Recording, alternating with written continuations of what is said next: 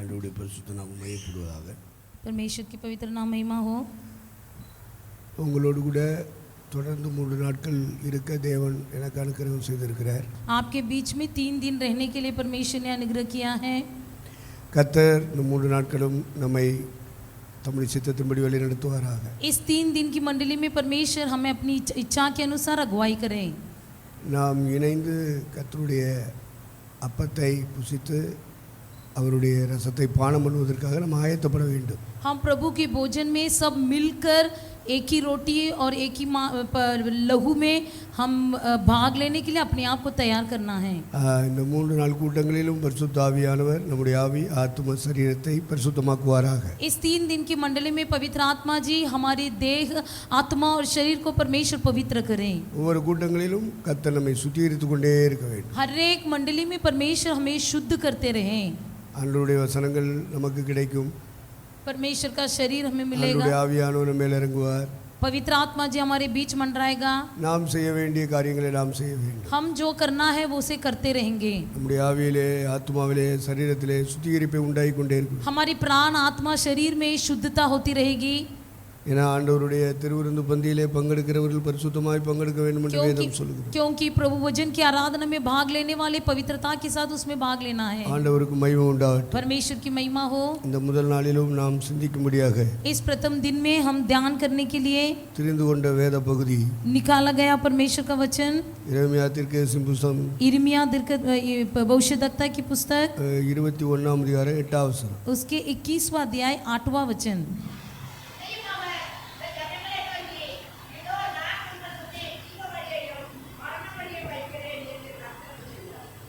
इस प्रजा के लोगों से कह कि यहोवा यो कहता है, देखो मैं तुम्हारे सामने जीवन का मार्ग और मृत्यु का मार्ग भी बताता हूँ. ஆண்டவர் இந்த பூமியிலே நமக்கு 2 வழிகளை முன்னே வைத்திருக்கிறார். हमें परमेश्वर इस दुनिया में 2 रास्ता रखा हुआ है. ஒன்று மரணத்துக்கு ஏதுவான வழி, மற்றொன்று ஜீவனுக்கு ஏதுவான வழி. एक तो जीवन का मार्ग है और दूसरा मृत्यु का मार्ग है. இதிலே நாம் தெரிந்து கொள்ள வேண்டிய வழி எது என்பதை நாம் புரிந்து கொள்ள வேண்டும். इनमें से कौन सा मार्ग हमें चुनना है वो हमारे हाथ में है. எது நல்லது எது கெட்டது என்று கர்த்தர் சொல்லி இருக்கிறார். परमेश्वर ने ये भी बताया कि कौन सा भला है और कौन सा बुरा है. எந்த வழியிலே போனால் மரணத்தை கொண்டு வரும், कौन से रास्ते में चलने से मृत्यु होगी, எந்த வழியிலே போனால் ஜீவனை கொண்டு வரும், कौन से रास्ते से चलने से जीवन मिलेगा. நம்ம ஒவ்வொருவருக்கும் தேவன் அதை சொல்லி இருக்கிறார். हम हर एक को परमेश्वर ने सब कुछ बता कर रखा है. நாம் தெரிந்து கொள்ள வேண்டியது ஜீவ வழியை தெரிந்து கொள்ள வேண்டும். लेकिन हमें चुनना है जीवन का मार्ग. ஆதாம் ஏவாளுக்கு அப்படி 2 வழியை வைத்திருந்தார். आदम और हव्वा के लिए भी 2 मार्ग रखे हुए थे. சகல விருட்சத்தின் கனி ஜீவ விருட்சத்தின் கனியையும் புசிக்கலாம். जीवन के वृक्ष को भी तुम खा सकते हो. விலக்கப்பட்ட விருட்சத்தின் கனியை புசிக்கலாம். लेकिन जो हटाया गया हुआ वृक्ष की फल न खाना. 2 பாதையை அவர்களுக்கு வைத்தார். दोनों मार्ग को उसके लिए रखा गया था. அவர்கள் தெரிந்து கொண்டது தவறாய் போய்விட்டது. लेकिन उन्होंने जो चुन लिया वो गलत चुन लिया. அப்ப நமக்கும் தீர்க்கதரிசிகளை கொண்டு கர்த்தர் பேசுகிறார். हमको भी परमेश्वर भविष्यद्वक्ता के द्वारा हमसे बातें कर रहा है. ஜீவனை பெற்றுக்கொள்ளுகிற வழியையும் உனக்கு முன்னே வைக்கிறேன். जीवन का मार्ग भी मैं तुम्हारे अंदर ही रखा हूँ. மரணத்தை பெற்றுக்கொள்ளுகிற வழியையும் உனக்கு முன்னே வைக்கிறேன். और मृत्यु का मार्ग को भी तेरे सामने ही रखता हूँ. நீ ஜீவனை தெரிந்து கொள் என்று சொல்லுகிறார். और कहता है तू जीवन का मार्ग चुन ले. அப்ப தேவன் 2 வழியை நமக்கு முன்னே பூமியில வைத்திருக்கிறார். परमेश्वर हमारे सामने 2 मार्ग रखा है. தெரிந்து கொள்ள வேண்டியது யாருடைய வேலை? अभी ये चुन लेने का काम किसका है? அது உங்களுக்கும் எனக்கும் ஆண்டவர் அந்த வேலையை வைத்திருக்கிறார். ये परमेश्वर आपको और मेरे लिए रखा है. நன்மையை தெரிந்து கொள்ளலாம், இல்ல தீமையை தெரிந்து கொள்ளலாம். भलाई को चुन सकते हैं या बुराई को चुन सकते हैं. அப்ப மீகாவை கொண்டு கர்த்தர் பேசுகிறார். मिखा के द्वारा परमेश्वर बातें करता है. நன்மை இன்னதென்று உனக்கு கர்த்தர் அறிவித்திருக்கிறாரே. भलाई का मतलब क्या है इसे परमेश्वर ने तुम्हें बताया है. ஆண்டவர் நீதியை செய்து நியாயத்தை செய்து மனத்தாழ்மையை நடப்பதை தானே தேவன் எதிர்பார்க்கிறார். परमेश्वर तो हमसे यही चाहता है कि धर्म से काम करना और न्याय से काम करना ही परमेश्वर हमसे चाहता है. என்னத்தை கேட்கிறார்? और क्या हमसे चाहता है?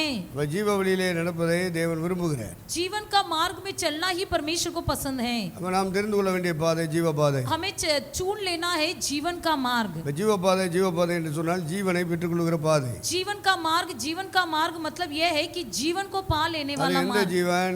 कौन सा जीवन? சரீரத்துக்கும் ஒரு ஜீவன் இருக்கு, ஆத்மாவுக்கும் ஒரு ஜீவன் இருக்கு. शरीर के अंदर भी एक जीवन होती है और प्राण के अंदर भी एक जीवन होती है। அவர் ஆத்மாவுக்குரிய ஜீவனை சொல்லுகிறார். वो प्राण के अंदर की जीवन के विषय कहता है। பவுல் சொல்லுகிறான், கிறிஸ்து எனக்கு ஜீவன். पौलुस कहता है मसीह मेरा जीवन है।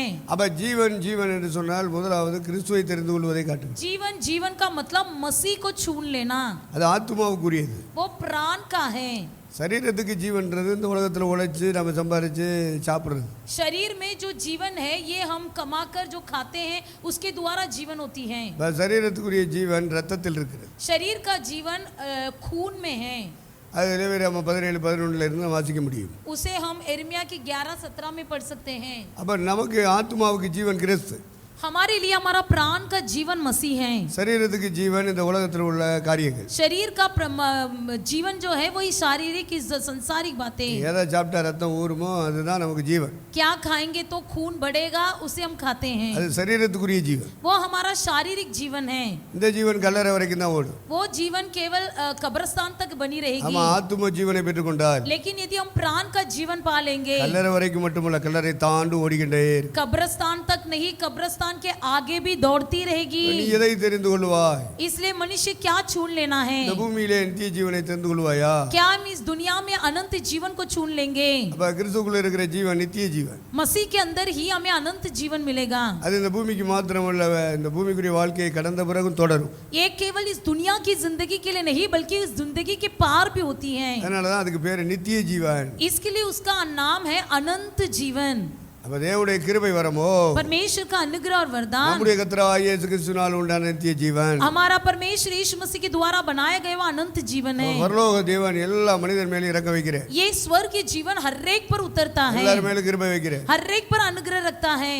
எல்லா மனுஷனுக்காகவும் நம்முடைய குமாரனை அனுப்பினேன். सब मनुष्य के लिए परमेश्वर ने अपने पुत्र को भेजा है। அந்த குமாரன் தேவனுடைய அன்பை விளங்கப்படுகிறார். वो पुत्र परमेश्वर मसीह के प्रेम को प्रकट करता है। தேவன் தம்முடைய ஒரே பேரான குமாரனை परमेश्वर अपने इकलौता पुत्र को, விசுவாசிக்கிற எவனும் கெட்டு போகாமல், कोई भी जो विश्वास करता है वो बिगड़ न जाए इसलिए, நித்திய வாழ்வை நித்திய ஜீவனை பெற்றுக்கொள்ளும்படி अनंत जीवन पाने के लिए அவரை தந்தள்ளி இவ்வளவாய் உலகத்தில் அன்பு கூர்ந்தார். उसे अपने आप को उसने दे दिया। அந்த அன்பை கிறிஸ்து எப்படி நமக்கு பரிமாறுகிறார்?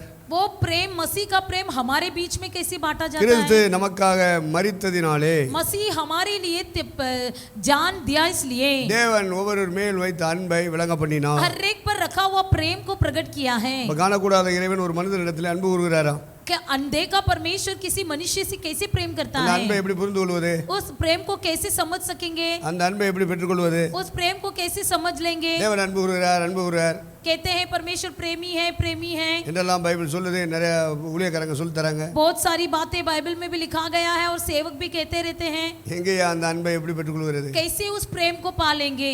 அப்ப வேதம் சொல்லுகிறது, तब पवित्र शास्त्र में कहा गया है, தேவன் அனுப்பின அந்த ஒரே பேரான குமாரனை விசுவாசிக்க வேண்டுமா? जिसने परमेश्वर के द्वारा भेजे गए इकलौते पुत्र पर विश्वास करता है वो उस प्रेम को पा लेता है। இயேசுவை விசுவாசிக்கும் பொழுது मतलब यीशु को विश्वास करते समय அந்த தேவன் நம்ம மேல் வைத்த அன்பை விளங்கிக் கொள்ள முடியும். वो परमेश्वर हम पर रखा हुआ प्रेम को प्रकट करता है அவர் அந்த அன்பை நமக்கு பகிர்ந்து கொடுப்பதற்காக और वो प्रेम हमारे बीच में बांटा जाने के लिए சிலுவையிலே தன்னுடைய சரீரத்தை தியாக பலியாக ஒப்பு கொடுத்தார். मसीह में अपने क्रूस पर अपने शरीर को उसने त्याग दिया। அவர் ரத்தம் சிந்தினார். उसने अपने लिए लहू बहाया, அவர் மரித்தார். हमारे लिए जान दिया அவர் அடக்கம் பண்ணப்பட்டார். और फिर तीसरा दिन जी அவர் उठा, மூன்றாம் நாள் உயிர்த்தெழுந்தார். फिर तीसरा दिन जी उठा, அவர் பரமேறி போனார். फिर स्वर्गरोहण हुआ, பிதாவின் வலது பார்சத்தில் உட்கார்ந்தார். फिर पिता के दाहिनी ओर बैसा இன்று வரைக்கும் அவர் நமக்காக பரிந்து பேசிக் கொண்டு और अभी तक आज तक वह हमारे लिए सिफारिश कर रहा है। அப்ப கிறிஸ்து தேவன் நம்ம மேல் வைத்த அன்பை சிலுவையிலே வெளிப்படுத்தினார். मसीह हम पर रखा हुआ प्रेम को क्रूस पर प्रकट किया।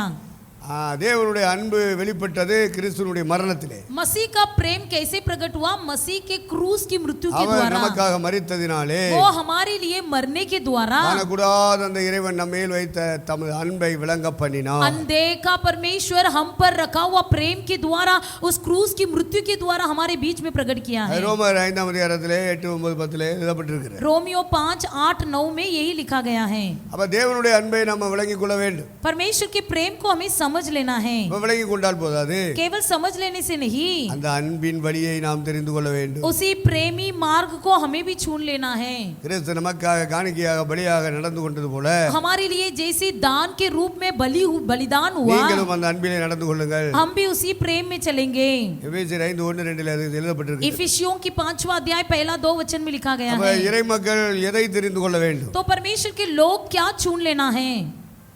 தேவனுடைய அன்பின் வழியை தெரிந்து கொள்ள வேண்டும். परमेश्वर के प्रेमी मार्ग को छून लेना है. இந்த அன்பின் வழியை காண்பித்தவர் கர்த்தராகிய இயேசு கிறிஸ்து. प्रेमी मार्ग को मसीह यीशु ने ही प्रकट किया है. அப்ப இயேசுவை தெரிந்து கொள்ள வேண்டும். यीशु को छून लेना है. அப்ப இயேசுவை தெரிந்து கொண்டால் நமக்கு நித்திய ஜீவன் கிடைக்கும். यदि यीशु को छून लेंगे तो अनंत जीवन मिलेगा. இந்த வானத்துக்கு கீழே பூமிக்கு மேலே எதை தெரிந்து கொண்டாலும் நித்திய ஜீவன் கிடைக்காது. आकाश के नीचे और पृथ्वी पर हम कुछ भी छून लेंगे, हमें अनंत जीवन नहीं मिलेगा. நிறைய மத தலைவர்கள் தோன்றினார்கள், कितने बड़े बड़े नेताएं उठे थे, நிறைய கட்சி தலைவர் தோன்றினார்கள், कई राजनीति के लोग उठे थे, தோன்றிக் கொண்டே இருக்கிறார்கள். रोज निकलते रहते हैं. இந்த உலகத்தில் பெரிய பெரிய கண்டுபிடிப்பாளர்கள் விஞ்ஞானிகள் தோன்றுகிறார்கள். इस दुनिया में कितने बड़े वैज्ञानिक लोग हैं, कितने बड़े बड़े लोग हैं, சாதனையாளர் தோன்றுகிறார்கள். बड़े ही बड़े काम कर दिखाने वाले हैं, ஒன்னு ரோல் மாடலே கிடையாது. लेकिन उससे कोई प्रकार की प्रकट இதுல नहीं, ஒன்னு ஒருவனுக்கு நித்திய ஜீவன் வராது. उनसे किसी को अनंत जीवन नहीं मिलेगा. உலகத்திலே ஒரு மனிதனுக்கு நித்திய ஜீவன் கிடைக்க வேண்டுமானா, यदि इस दुनिया में किसी को अनंत जीवन मिलना है तो நித்திய ஜீவன் என்றால் ஆத்மாவுக்கு ஜீவன். अनंत जीवन का मतलब हमारी प्राण के लिए जीवन, அது கிறிஸ்து ஒருவருக்குள்ள மட்டும்தான் இருக்கு. क्योंकि मसीह एक के अंदर ही वो जीवन है, வேற எந்த தலைவனுக்குள்ளேயும் இல்ல. और किसी पर भी किसी नेता के अंदर वो जीवन नहीं है, மற்ற யார் போதித்த கொள்கைகளும் இல்ல. किसी भी समाज के अंदर वो नहीं है. உயிர் வர வேண்டுமானா, ஜீவன் வர வேண்டுமானா அது கிறிஸ்துக்குள்ள தான் இருக்கு. यदि जीवन पाना है तो मसीह में बने रहो. எந்த ஜீவன்? நித்திய ஜீவன். कौन सा जीवन? अनंत जीवन. அப்ப இயேசுவுக்குள்ள மட்டும்தான் அந்த ஜீவன் இருக்கிறது. सिर्फ यीशु के अंदर ही वो अनंत जीवन है. ஆகவே இயேசுவை நாம் தெரிந்து கொள்ள வேண்டும். इसलिए यीशु को छून लेना है. உங்களுக்கு முன்னே நான் ஜீவனையும் மரணத்தையும் வைக்கிறேன். आपके सामने मैं मृत्यु भी रखता हूँ, जीवन भी रखता ரெண்டு हूँ. வழிகளை கர்த்தர் தெரிந்து வைக்கிறார். दोनों मार्गों को परमेश्वर हमारे सामने रखा தெரிந்து है. கொள்ள வேண்டிய உரிமையை நமக்குள்ள வைத்திருக்கு. छून लेने का हक भी हमारी हाथ में है. அதுக்கு பேர் தான் ஃப்ரீ வில். उसी का नाम है स्व इच्छा. சுய சித்தம். स्व इच्छा. தெரிந்து கொள்ளுகிற உரிமை ஒவ்வொரு மனிதனுக்குள்ளே வைத்திருக்கு. छून लेने का हक हर एक के अंदर रखा गया है. அதனால தான் ஆதாம் ஏவாளுக்கு அந்த உரிமையை கொடுத்ததுனால தான் போய் தடுக்கல. इसलिए आदम और हव्वा को परमेश्वर ने सबसे पहले हक दे रखा था, इसलिए जाके रोका नहीं. அவனே தெரிந்து கொள்ளட்டும். वो खुद ही छूने दो, छून அப்படி लेने दो. ரெண்டையும் வச்சார்.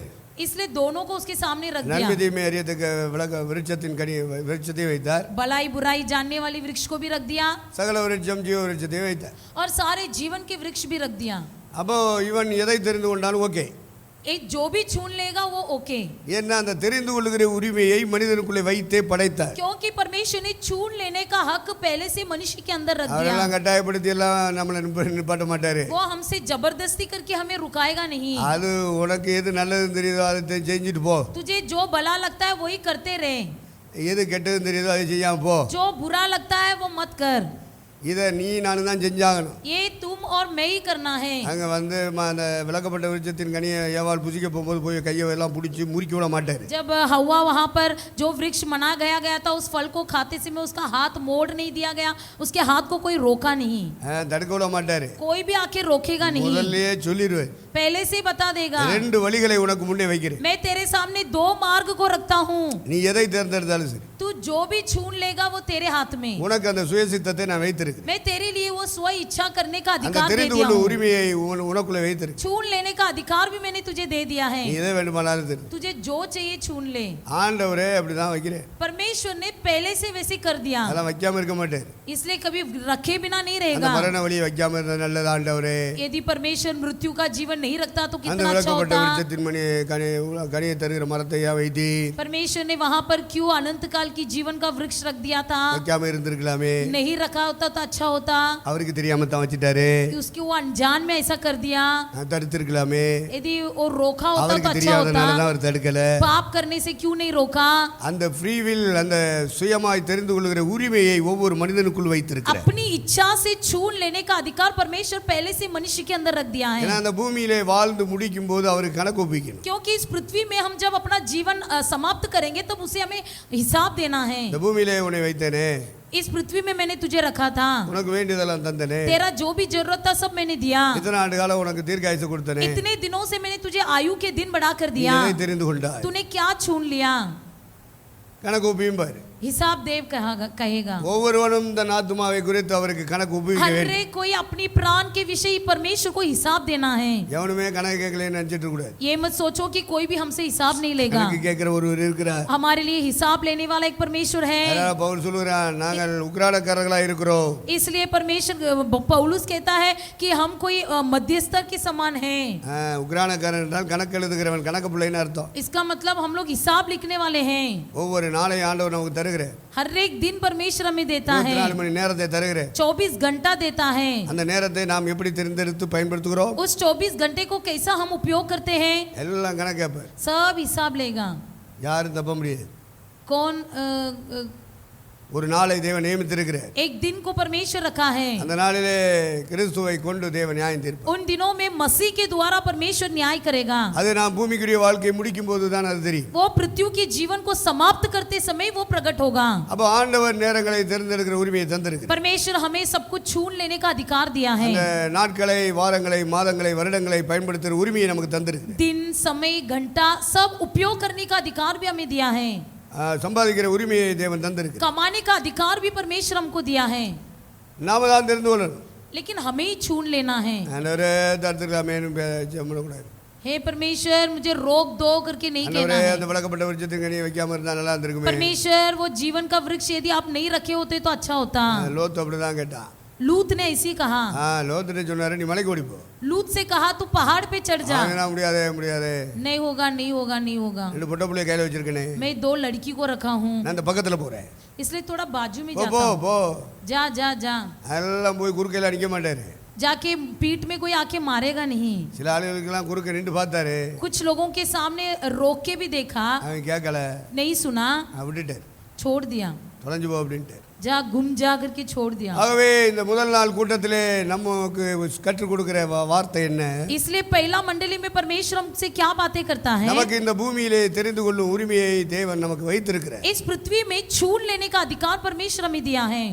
கணக்கு கேட்பதற்காக ஒரு நாளை வைத்திருக்கு. हिसाब लेने का दिन भी परमेश्वर हमारे लिए रखा है। ஆகவே நாம் தெரிந்து கொண்டு इसलिए हम उसे छून कर நாம் கடந்து போக வேண்டும். हमें अपना दिन बिताना है। ஆக பூமியிலே முதலாவது நாம் தெரிந்து கொள்ள வேண்டியது கிறிஸ்துவை. सबसे पहले इस दुनिया में हमें छूनना है मसीह को। கட்டாயம் கிடையாது. जबरदस्ती नहीं। இப்படி கட்டாயப்படுத்தி இருந்தா இன்னைக்கு உலகம் முழுவதும் ரட்சிக்கப்பட்டிருப்பானே. यदि जबरदस्ती किया होता तो पूरे दुनिया के लोग उद्धार पाए होते। சர்வதேசமும் ஆண்டவருடைய ராஜ்யமா மாறி இருக்கும். सारे देश के लोग मसीह के प्रजा बना होते। ஆண்டவர் இன்னைக்கு ராஜாதி ராஜாவை ஆண்டு கொண்டிருக்கலாமே. प्रभु को ही राजाओं का राजा कहकर उसे राज्य किया होता। யாரையும் கட்டாயப்படுத்த கிடையாது. लेकिन वो किसी को जबरदस्ती नहीं करता। அவன் மனப்பூர்வமா அவனே சூஸ் பண்ணி தேர்ந்தெடுக்கிறான். अपने मनपूर्वक होकर मसीह को छून लेना है। அப்படி தேவன் மனப்பூர்வத்துக்கு விட்டு விடுகிறார். वैसा परमेश्वर अपनी मन की इच्छा के अनुसार छोड़ யாரையும் देता है। கட்டாயப்படுத்த கிடையாது. किसी को जबरदस्ती नहीं யாருக்கு மேலே करता, அதிகாரம் செலுத்த கிடையாது. किसी पर अधिकार नहीं जमाता। அவர் அப்படிப்பட்டவராக நம்முடைய தேவன். हमारा परमेश्वर वैसा परमेश्वर है। ஆகவே நீ பார்த்து நீ தேர்ந்தெடுத்துக்கோ. इसलिए तू ही होकर तू ही छून ले। உனக்கு மரண வழி வேணுமா, ஜீவ வழி வேணுமா? तुझे मृत्यु का मार्ग चाहिए या जीवन का मार्ग चाहिए? எதை தேர்ந்தெடுத்தாலும் சரி, जो भी छून लोगे இதுக்கும் கணக்கு ஒப்பிக்கணும், அதுக்கும் கணக்கு ஒப்பிக்கணும். इसका भी हिसाब देना है, उसका भी हिसाब देना है। ஆகவே நன்மையை தெரிந்து கொள், इसलिए भलाई को छून ले, ஜீவனை தெரிந்து கொள். जीवन को छून ले। அப்போ ஜீவனை பெற்றுக்கொள்ள வேண்டுமானால் जीवन को छू पा लेना है तो அது தேவன் நம்முடைய ஒரே பேரான குமாரன் கிறிஸ்துவுக்குள்ளே வைத்திருக்கிறார். परमेश्वर इकलौता पुत्र मसीह के अंदर रखा है। பவுல் தெரிந்து கொண்டார். उसे पौलुस ने छून लिया வேற ஒரு லட்சியத்தோடு ஓடிட்டு இருந்தான். और किसी मकसद के साथ दौड़ रहा था, வேற ஒரு டிபார்ட்மெண்ட்ல அவன் சாதனை படைக்கணும்னு ஓடிட்டு இருந்தான். और किसी बातों में वो मुकाबला करना चाहता था। கர்த்தர் அவனை சந்தித்தார். लेकिन परमेश्वर उससे मिला, நன்மை இன்னது தீமை இன்னது என்று அவனுக்கு சொன்னார். भलाई क्या है बुराई क्या है सब वो जान गया। உள்ளில் உதைக்கிறது உனக்கு கடினம் என்று சொன்னார். कहा कि जो कोई कांटों में मार जाना भी कठिन है। அவனுக்கு அந்த சத்தியம் புரியல. उसको तब वो समझ में नहीं आया। ஆண்டவரே நீர் யார் ஆண்டவரே? हे प्रभु तू कौन है प्रभु? நீ உதைச்சிக்கிட்டு இருக்கீல அந்த முள்ளு நான் தான். तुम जो सोच रहे हो ना वो कांटा मैं हूँ। இந்த பூமியிலே நீ ஜனங்களை நீ உத்தரப்படுத்துகிறாய், इस पृथ्वी में तुम लोगों को सता रहे என்னை हो, ஆராதிக்கிற ஜனங்களை நீ வேதனைப்படுத்துகிறாய். तुम आराधना करने वाले लोगों को सता रहे हो, அப்ப நீ அவங்கள மிதிக்கிற அடிக்கிறேன்னு நீ நினைக்கிற, तुम सोच रहे हो कि तुम उन्हीं को सता रहे हो, அவர்களுக்குள்ள நான் இருக்கிறேன், लेकिन उनके अंदर मैं हूँ, அவர்களோடு நான் இருக்கிறேன். उनके साथ मैं हूँ, அது முள்ளில் உதைக்கிறது உனக்கு கடினமாமே. इसलिए कांटों पर मारना तेरे लिए कठिन है. ஆண்டவரே உங்களுடைய சித்தம் என்னையா? तब उसने तुरंत पूछा, है परमेश्वर तेरी इच्छा क्या है? பட்டணத்துக்குள்ள போ, உனக்கு சொல்லப்படும். जा शहर में जा, मैं तुझे बताऊंगा. அப்போ அங்கே வழி சொல்லப்பட்டது, वहां पर मार्ग बताया गया, ஜீவ வழி மரண வழி அவனுக்கு சொல்லப்பட்டது. जीवन का मार्ग मृत्यु का मार्ग बताया गया. அவன் ஜீவனை தெரிந்து கொண்டான். उसने जीवन को चुन लिया. அவன் கிறிஸ்துவை விசுவாசிக்கிறவன், जो मसीह पर विश्वास करते हैं, கிறிஸ்துவை தெரிந்து கொள்கிறவன், जो मसीह को छून लेता है, அவன் ஜீவனை பெற்றுக் கொள்கிறான். वो जीवन को पा लेता है. ஜீவன் எது? ஆத்மாவுக்குரிய ஜீவன். जीवन प्राण का जीवन, அது கல்லறையும் தாண்டி வாழ வைக்கக்கூடிய ஜீவன். वो कब्रिस्तान को पार करके जीने का अधिकार அதுக்கு देता பேர் है. நித்திய ஜீவன். उसी का नाम है अनंत அதனால जीवन. பவுல் சொன்னான், கிறிஸ்து எனக்கு ஜீவன். इसलिए पौलुस ने कहा मसीह मेरा जीवन है. அப்ப ஜீவன் ஜீவன் என்று சொல்கிறது ஆத்மீக ஜீவனை காண்பிக்கும். जीवन जीवन का अर्थ है आत्मिक जीवन. அது கிறிஸ்துவுக்குள்ள மட்டும்தான் இருக்கு. वो केवल मसीह में ही प्राप्त होती है, கிறிஸ்துவுக்கு வெளியே எங்கேயுமே இல்லை. मसीह के बाहर कहीं भी नहीं मिलेगी. எந்த கொள்கையிலும் இல்லை, எந்த தலைவர்கிட்ட இல்லை. किसी भी नेता के पास भी नहीं, किसी बड़े वैज्ञानिक के पास கிறிஸ்துவுக்குள்ள भी மட்டும்தான் नहीं, இருக்கு. केवल मसीह के अंदर है. அப்ப நீங்களும் நானும் தெரிந்து கொள்ள வேண்டிய இடத்துல இருக்கோம். आप और मैं छून लेने के स्थान पर बैठे हैं, கட்டாயத்தினால அல்ல, कोई जबरदस्ती नहीं, நம்ம மனப்பூர்வமா தெரிந்து கொள்ள வேண்டும். मन पूर्वक छून लेना है. யாரும் கிறிஸ்துவை கட்டாயமா தேர்ந்தெடுக்க வேண்டிய அவசியம் இல்லை. कोई भी मसीह को जबरदस्ती करके छून लेना है. நித்திய ஜீவனுக்குள்ள போகணுமானால் அவரை தேர்ந்தெடுக்க வேண்டும். अनंत जीवन पाना है तो मसीह को छून लो.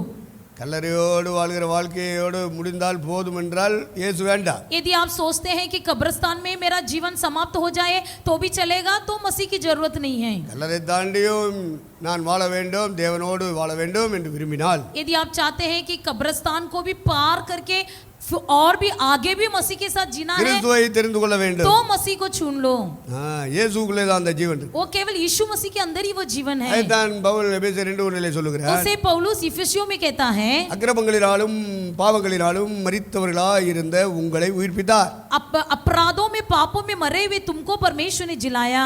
கிறிஸ்து எனக்காய் மரித்தார் என்று விசுவாசிக்கும் பொழுது, हम जब विश्वास करना है कि मसीह मेरे लिए मरा, நான் செய்த பாவங்களுக்கு வர வேண்டிய தண்டனையை இயேசு ஏற்றுக்கொண்டு மரித்தார் என்று விசுவாசிக்கும் मेरे पापों के कारण मुझे जो अपराध और दंड मिलना था उसे परमेश्वर ने उठा लिया. சிலுவையிலே இயேசு கிறிஸ்து சிந்திய ரத்தம் என்னுடைய சகல பாவங்களை நீக்கி என்னை பரிசுத்தமாக்கும் என்று நம்பும் பொழுது, यीशु मसीह ने जो क्रूस पर अपना लहू बहाया जिसके द्वारा मेरे पापों को धो लेगा, ये विश्वास करते समय கிறிஸ்து அவனுக்குள்ளே இறங்கி வருகிறார். मसीह उनके अंदर उतर आता है. உயிர்த்தெழுந்து பரமேறிப்போன கிறிஸ்துவின் ஆவி அவனுக்குள்ளே இறங்கி வருகிறது. पुनरुत्थान हुआ यीशु मसीह की आत्मा उसके भीतर प्रवेश होता है. அப்ப அக்கிரமத்துக்கும் பாவத்துக்கும் நாம் இடம் கொடுத்து வாழ்ந்து கொண்டே போனால், हम यदि अपराधों और पापों का मौका देते हुए जीते रहेंगे, நம்முடைய உள்ளான மனுஷன் நம்முடைய ஆத்மா மரித்து போயிடும். हमारा अंदर का व्यक्ति मर जाएगा.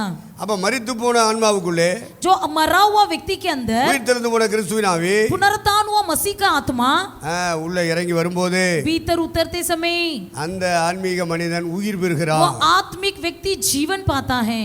அவனுக்கு அந்த உயிர் வந்த உடனே उसके अंदर जीवन आते ही அந்த உள்ளான மனுஷன் கண் விழிக்கிறான். अंदर का व्यक्ति आंखें खुल जाता है. அவன் சரீரத்துக்குள்ளே இருந்தாலும் भले वो शारीरिक हो, அவனுடைய கண்கள் திறக்கப்படுகிறது. उसकी आंखें खुल जाती हैं, அவனுக்கு ஜீவன் உண்டாகிறது. उसकी जीवन मूर्ति है. அவன் இந்த பூமியில் இருக்கும் பொழுதே அவன் பரலோகத்தை கவனிக்கிறான். वो इस पृथ्वी में होते हुए ही स्वर्ग की ओर இந்த देखता பூலோகத்தில் है. இருக்கும் போதே காணக்கூடாத இறைவனை தரிசிக்கிறான். वो इस पृथ्वी में होते हुए अनदेखा परमेश्वर का दर्शन இந்த करता பூமியில் है. இருக்கும் போதே அவரோடு தொடர்பு கொள்கிறான். इस पृथ्वी में होते हुए ही परमेश्वर से बातें करता है.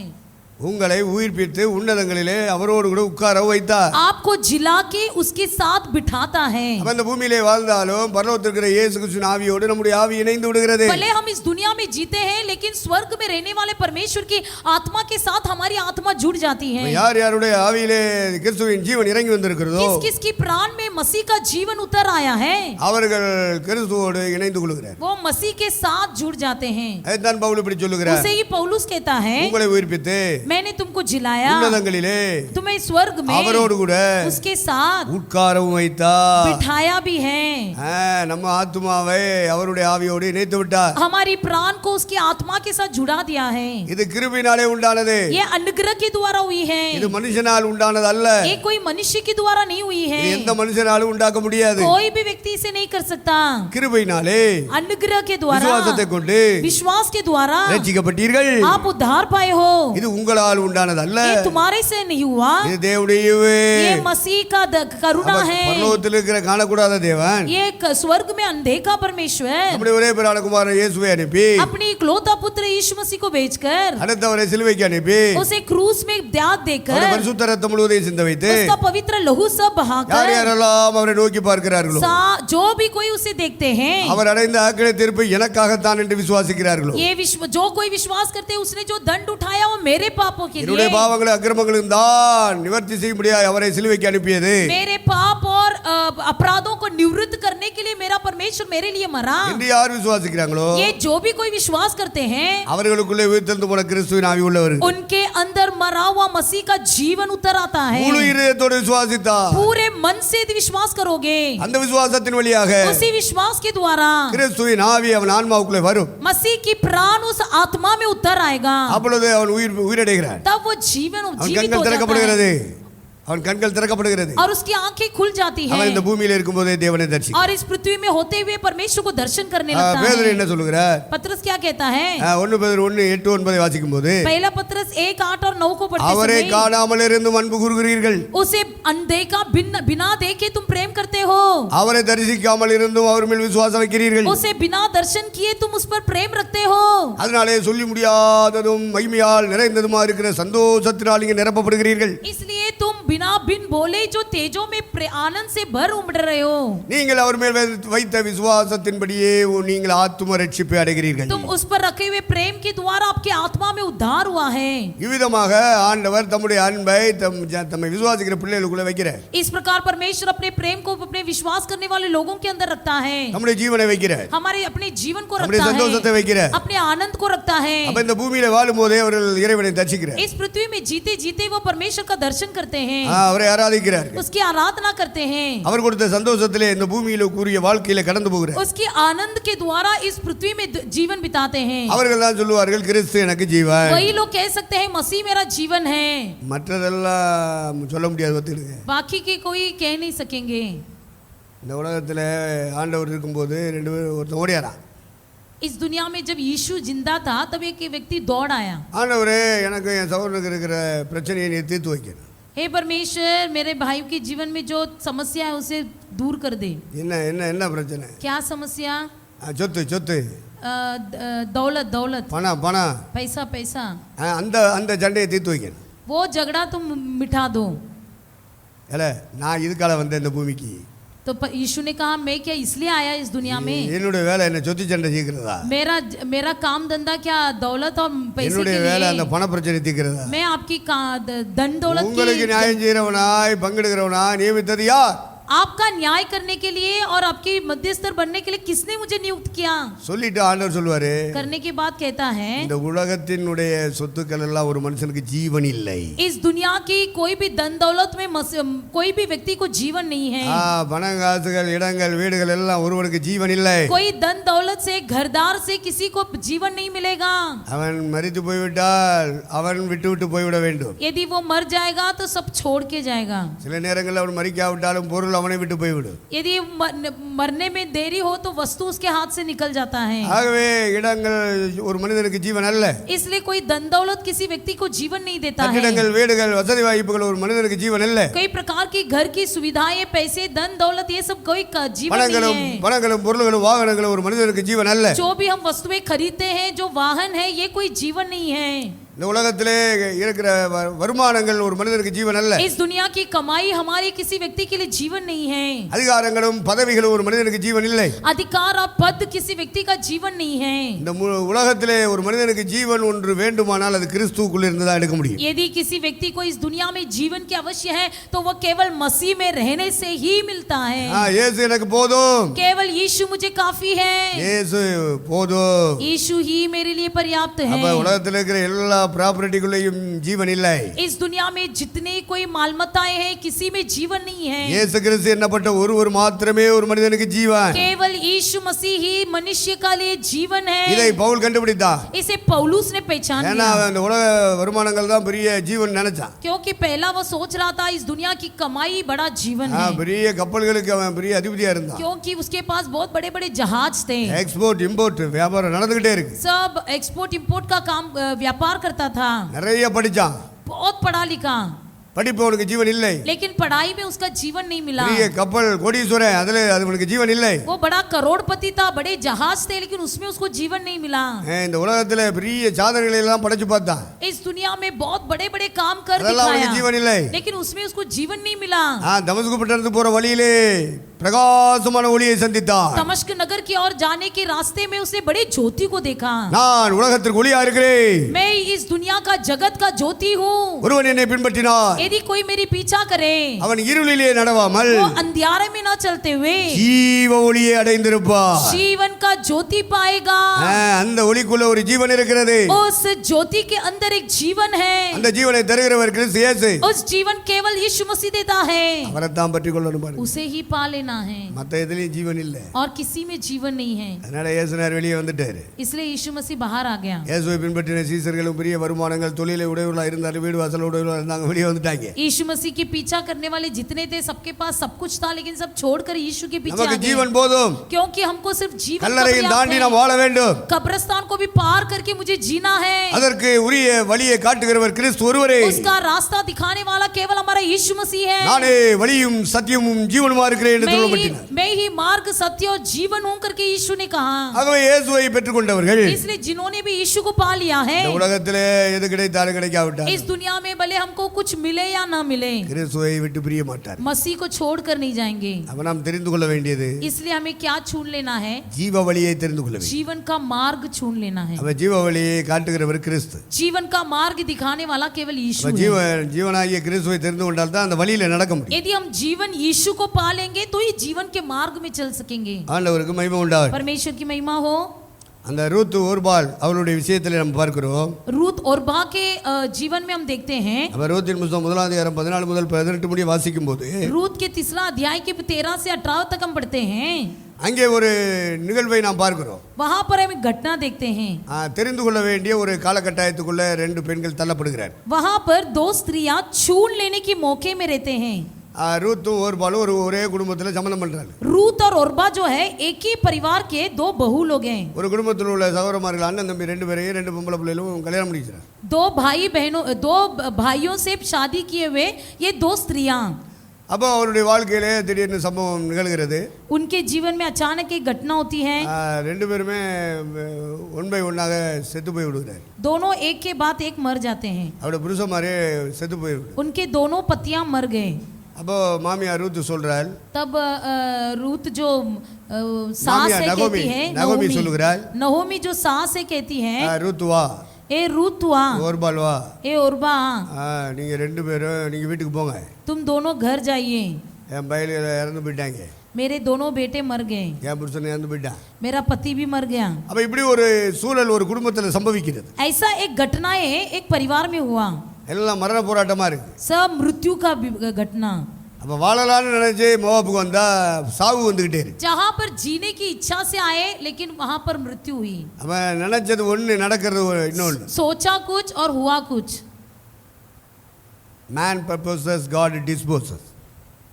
மனிதன் ஒன்று நினைக்கிறான், मनुष्य कुछ सोचता है, இறைவன் வேற ஒன்றை நினைக்கிறான். लेकिन परमेश्वर कुछ और सोचता है. ஆகவே அங்கே பிரச்சனைகள் வருகிறது.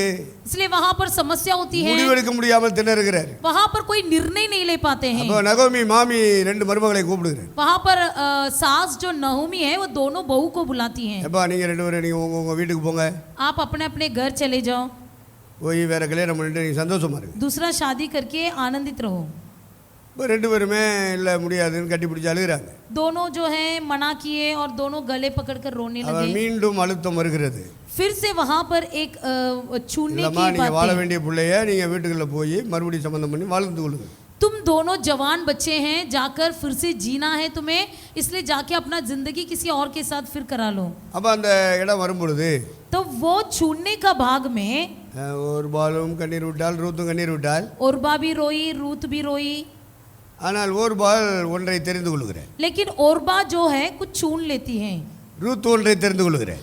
रूत किसी को छून लेती है. அங்கே ஜீவ வழியும் மரண வழியும் வைக்கப்படுகிறது. वहां पर जीवन का मार्ग और मृत्यु का मार्ग रखा गया. எதை வேண்டுமானாலும் தெரிந்து கொள்ளலாம். कुछ भी छून सकते हो. அப்போ ஒரு பால் என்ன பண்ணுகிறாள், அவள் தன்னுடைய இனத்தார் வீட்டார் சமூகத்துக்கு போய்விட்டாள். तब ओरबा ने क्या कर दी, रोकर अपने घर वालों के साथ अपने घर तार चली गई. ஆனால் ரூத் தன்னுடைய சமுதாய இனம் ஜாதி போல. लेकिन रूत अपनी समाज में अपने घर वालों के पास नहीं गई. அப்போ நகோமி சொன்னா, तब नवोमी ने कहा, ஏப்பா அந்த அவ சகோதரி அவ போயிட்டா இல்லையா, देख तेरी बहन वो चली गई ना, நீனும் போப்பா. तू भी चले जा. அப்போ அவ சொன்னா, तब उसने कहा, உம்மையும் என்னையும் பிரிக்கிறது மரணம் மட்டும்தான் பிரிக்கணும். तुम्हें मेरे साथ बिछाड़ने वाला काम केवल मौत होगी. உம்முடைய ஜனம் என்னுடைய ஜனம். तुम्हारी प्रजा मेरी प्रजा होगी. நீ எந்த தெய்வத்தை ஆராதிக்கிற வழிபடுறியா அது மாதிரி தான் நான் வழிபடுவேன். तुम जिस परमेश्वर की आराधना करते हो उसी परमेश्वर का आराधना உம்முடைய मैं भी தேவன் करूंगी. என்னுடைய தேவன். तुम्हारा परमेश्वर ही मेरा உம்முடைய ஜனம் परमेश्वर என்னுடைய है. ஜனம். तुम्हारी प्रजा मेरी प्रजा है. நீ எங்க போனாலும் நான் உண்மை பின்பற்றி வருவேன். तुम जहाँ भी जाओगी वहाँ मैं आऊंगी. எதை நம்பி பின்பற்ற? किसके आशय पर मेरा पीछा कर रहे அவளே ஒண்ணும் இல்லாதவ. वो खुद ही खाली हाथ बैठी है. உன்னை தேர்ந்தெடுக்கிறா பத்திலா, देखो कैसा छून लेती है. இந்த பூமியில உள்ள எந்த வருமானத்துக்காகவும் அவளை தேர்ந்தெடுக்கவில்லை. इस पृथ्वी में किसी कमाई के लिए उसने नहीं छून लिया. நகோமி எல்லாவற்றையும் இழந்தவள். नवोमी सब कुछ खोकर बैठी थी. அப்போ பெரிய விசுவாசம் இருந்தா தான் அந்த இடத்துக்கு வர முடியும். यदि बहुत बड़ा विश्वास हो तो ही उसी मार्ग में आ सकते हैं. ஆக ரூத் என்ன பண்ணிட்டா, ஒரே வார்த்தையில சொல்லிட்டா, तब रूत ने एक ही रास्ते में एक ही மரணம் बात में நம்மை बच गया, பிரிக்கும் அளவு केवल मृत्यु को छोड़ நான் உம்மை விட்டு பின்வாங்குவதே और கிடையாது. किसी भी कारण से मैं तुझसे अलग नहीं होंगी. நான் உம்மை பின்பற்றி தான் வருவேன். मैं तुम्हारा पीछा करती அப்ப रहूंगी. நகோமியை பின்பற்றி போனா என்ன கிடைக்கும்? नवोमी का पीछा करने से क्या मिलेगा? நகோமிக்கு உள்ள வீடே கிடையாதுங்க. नवोमी को तो घर भी नहीं था.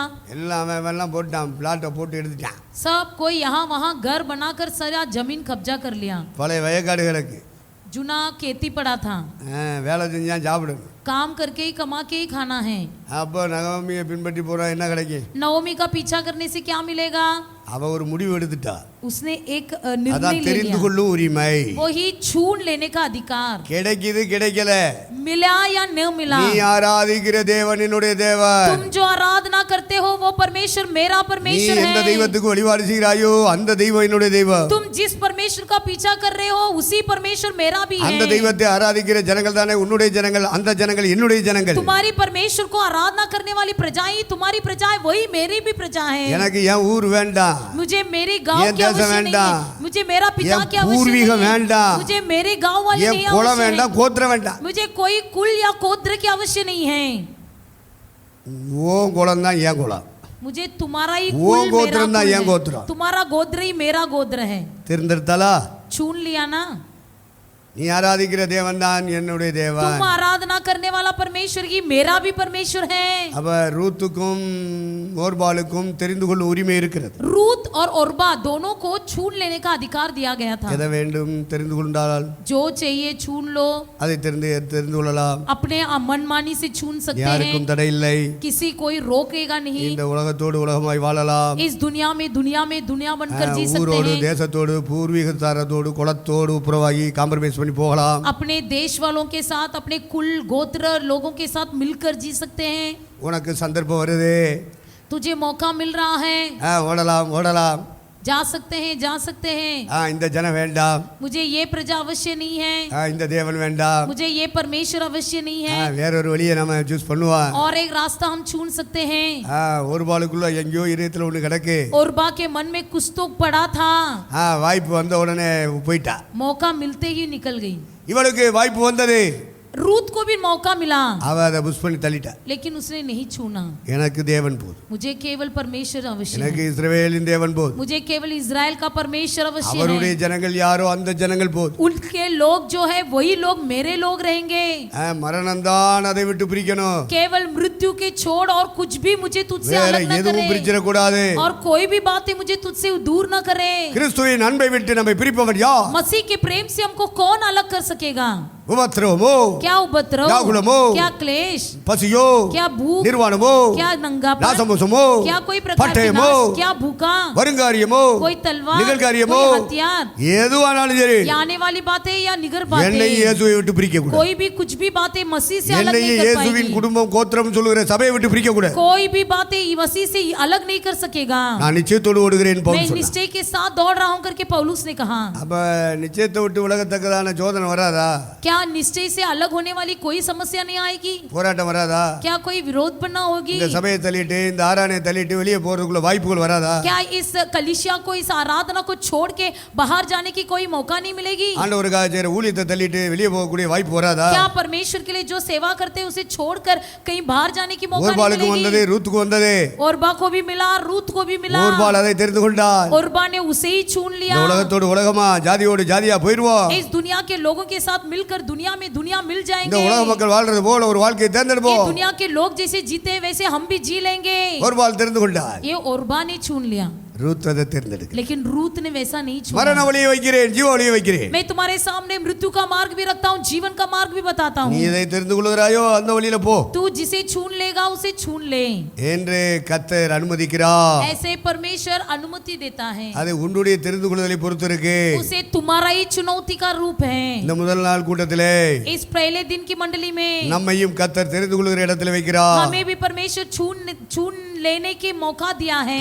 நாம ஜெபிக்க போற நேரத்தில் நல்ல தீர்மானத்தோட வெளியே போகணும். हम अभी प्रार्थना के समय अच्छा एक निर्णय के साथ बाहर जाना है। ஏதோ போனோம் கூட்டம் வச்சாங்க பிரசங்கம் கேட்டோம் வந்தவனு போகக்கூடாது.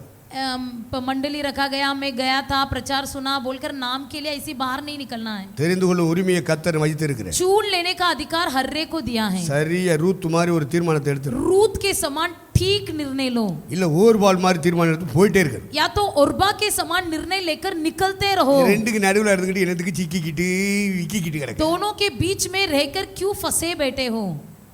ஒன்னு இங்க போ இல்லைன்னா அங்க போ. एक तो इधर जा, एक तो उधर जा। ஒன்னு அனலாயிரு இல்ல குளிராயிரு. एक तो उष्णता से रहे या तो ठंडी हो जा। ரெண்டுக்கு நடுவுல போய் சிக்கிக்கிட்டு இப்படி ஆகி போச்சே அழுகுது இருக்கு. दोनों के बीच में फंसकर क्यों रो रहे हो?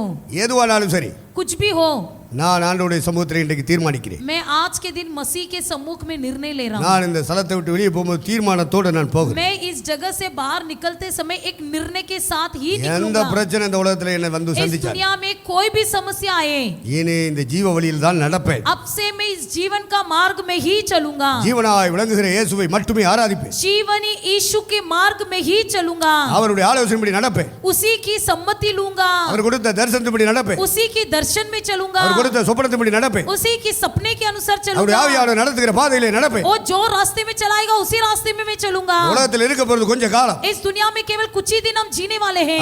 இந்த காலத்துல கர்த்தருக்காக வாழ போறோம். इन दिनों में हमें परमेश्वर के लिए जीना है। நல்ல தீர்மானம் எடுத்து போவோம். एक अच्छा निर्णय लीजिए, ஏறிட்டே இருக்க கூடாது.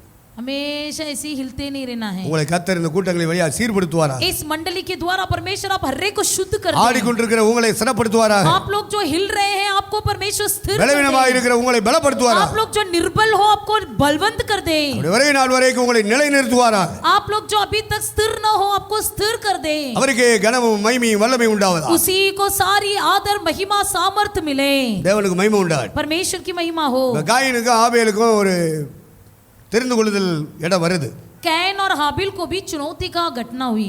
அது எபிரேயர் 11 நாம் வாசிக்கிறோம். वो इब्रानियों 11वां अध्याय में ஆதியாகமம் 4 पढ़ते हैं, அதிகாரத்திலே வாசிக்கிறோம். ना 4वां अध्याय में भी पढ़ते हैं। அப்போ அண்ணன் தம்பி ரெண்டு பேருக்கும் ஒரு தெரிந்து கொள்ளுகிற ஒரு வாய்ப்பு வருகிறது. वो दोनों को छूने का एक मौका मिला। அப்போ என்ன வாய்ப்பு? क्या मौका? ரெண்டு பேருமே ஆராதிக்க போகணும். दोनों आराधना में जाते थे। அவங்க அப்பா அம்மா சொல்லி கொடுத்துருக்காங்க. उनकी माता पिता ने सिखाया है। அப்ப தேவனை ஆராதிக்க போகணும்னா परमेश्वर की आराधना करना है तो வெறுங்கையோடு போக கூடாதுடா. खाली हाथ नहीं जाना चाहिए बेटा। வெறுங்கையோடு என் சந்நிதியில் வர வேண்டாம். खाली हाथ के साथ मेरी सन्नति में नहीं பரிசுத்த आना। அலங்காரத்தோடு கர்த்தரை தொழுது கொள்ள வேண்டும். पवित्र शोभायमान होकर यहोवा का धन्यवाद करना है। காணிக்கைகளை கொண்டுதான் கர்த்தருடைய சமூகத்திலே போக வேண்டும். दान लेकर जाकर ही वहां पर धन्यवाद करना है। என்னெல்லாம் அவர்கள் பேரண்ட்ஸ் சொல்லி கொடுத்துருக்காங்க பிள்ளைகளுக்கு. ऐसे सब उनके पालक ने बच्चों को सिखाया है। அப்ப பிள்ளைகளுக்கு காணிக்கைகளை கொடுத்து டே கொண்டு உண்டியல் பெட்டில போடு. तब बच्चों के हाथ में दान देके कहते हैं दान पेटी में जाके डाल दे। அப்ப பிள்ளைகளுக்கு அதை சொல்லி கொடுத்து அனுப்புனா बच्चों को यदि वो सिखाया तो அவன் அதை கொண்டு போய் ஐஸ்கிரீம் வாங்கி சாப்பிட்றான். वो बच्चे ने क्या किया, वो पैसे को ले गया और आइसक्रीम खा लिया।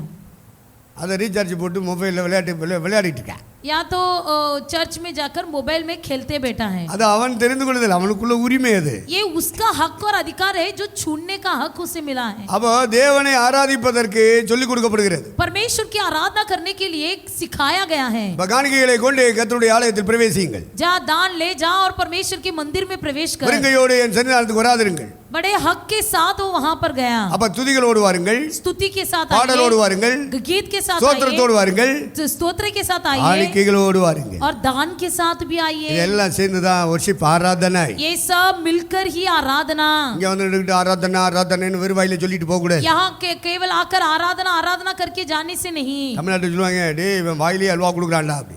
देखो ये ऐसी मुंह में हलवा देता है. ஆண்டவருக்கு அல்வா கொடுக்கிறது परमेश्वर को ये हलवा देना. அப்படி இல்லை, ஆராதிக்கக்கூடிய ஒரு ஒழுங்குகள் அங்கே வைக்கப்படுகிறது. आराधना करने का कोई नियम होता है. யார் ஆராதனைக்குள்ளே வந்தாலும் சரி, कोई भी आराधना में आए. காயினுக்கும் சொல்லி தரப்பட்டது, ஆபேலுக்கும் சொல்லி தரப்பட்டது. कैन को भी सिखाया गया, अबिल को भी सिखाया गया. அப்ப எப்படி வேண்டுமானாலும் ஆராதிக்க கூடாது. कैसा भी आराधना नहीं करना है. அதிலே சில ஒழுங்குகள் இருக்கிறது. उसमें भी कोई नियम है. அப்ப எபிரேயர் 11:4 வாசிக்கும் போது इब्रानियों 11:4 में அங்கே ஆபேலுடைய ஆராதனையை கர்த்தர் அங்கீகரிக்கிறார். वहां पर हाबिल की आराधना को परमेश्वर ग्रहण कर लिया. காயினுடைய ஆராதனையை கர்த்தர் அங்கீகரிக்கவில்லை. लेकिन कैन की आराधना को प्रभु ने ग्रहण नहीं ஆதியாகமம் किया. 4 அதிகாரத்திலும் அது பதிவாகி இருக்கிறது. उत्पत्ति की पुस्तक 4 अध्याय 20 वचन में लिखा गया है. அவன் விவசாய வேலை செய்யறான் காயின்.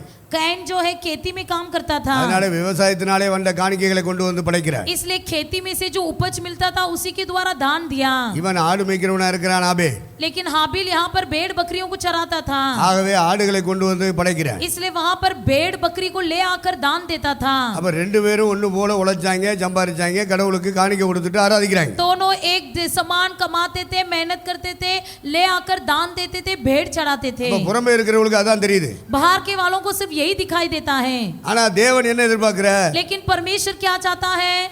ஆராதனை விசுவாச ஆவியோடு செய்ய வேண்டும். आराधना विश्वास की आत्मा के द्वारा किया जाना है. விசுவாசத்தினாலே ஆபேல் विश्वास के द्वारा हाबिल காயினுடைய பலியை பார்க்கலும் மேன்மையான பலியை செலுத்தினான். कैन की बलि से भी बड़े उत्तम बलिदान को भेड़ चढ़ाया.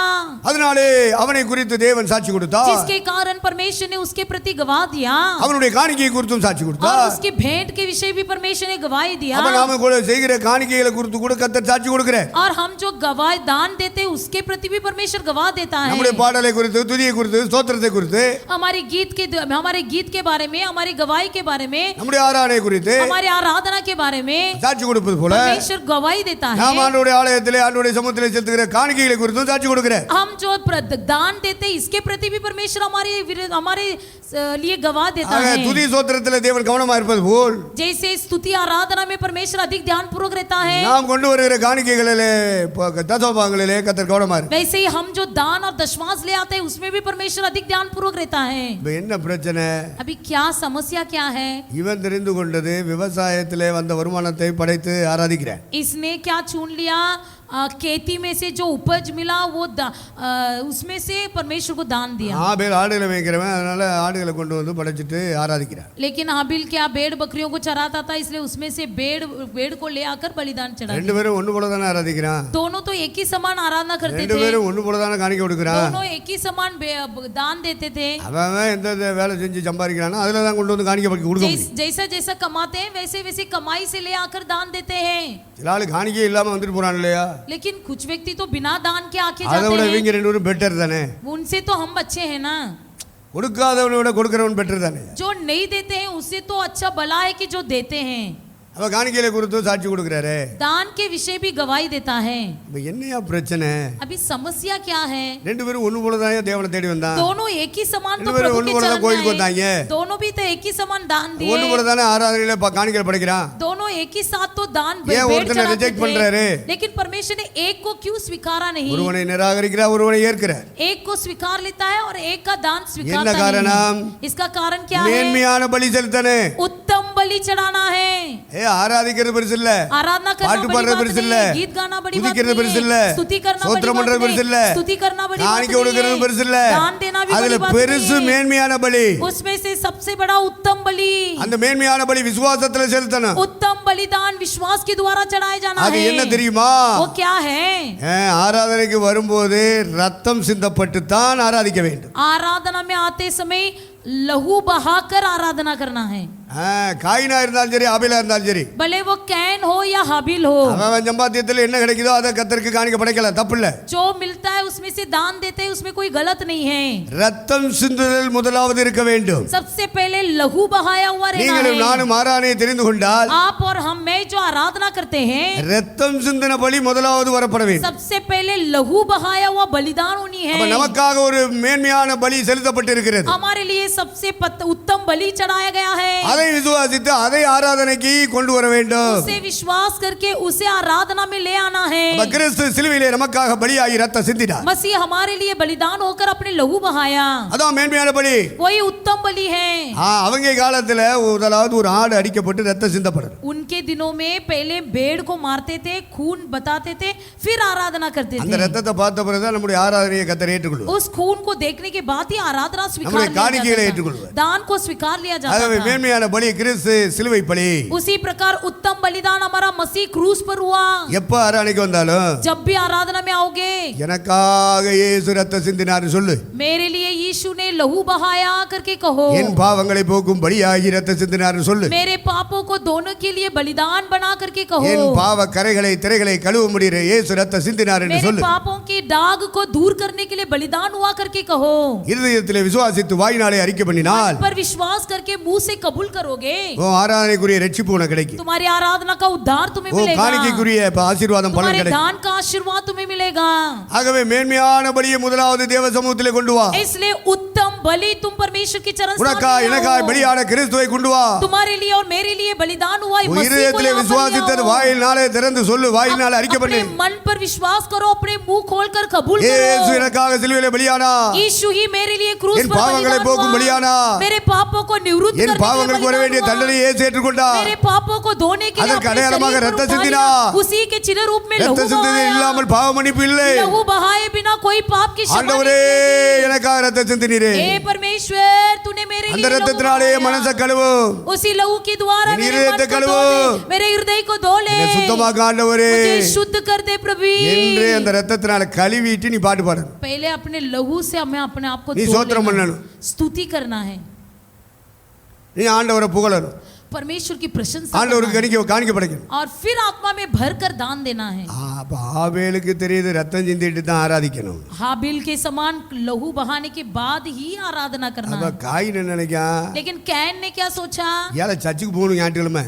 रविवार के दिन आराधना में जाना है, கூட்டங்கள் வச்சாங்கன்னா கூட்டங்களுக்கு போகணும். या तो कुछ मंडली हो तो जाना है, ஒரு காணிக்க போடணும். कुछ दान देना है, பாட்டு பாடினாங்கன்னா பாட்டு பாடணும். गीत गाते समय कई गीत दटे गाना सुना, है, कई दटे। ताली बजाते हल्लेलुया समय सुना, बजाना हल्लेलुया है, सुना। हल्लेलुया कहते समय हल्लेलुया कहना है।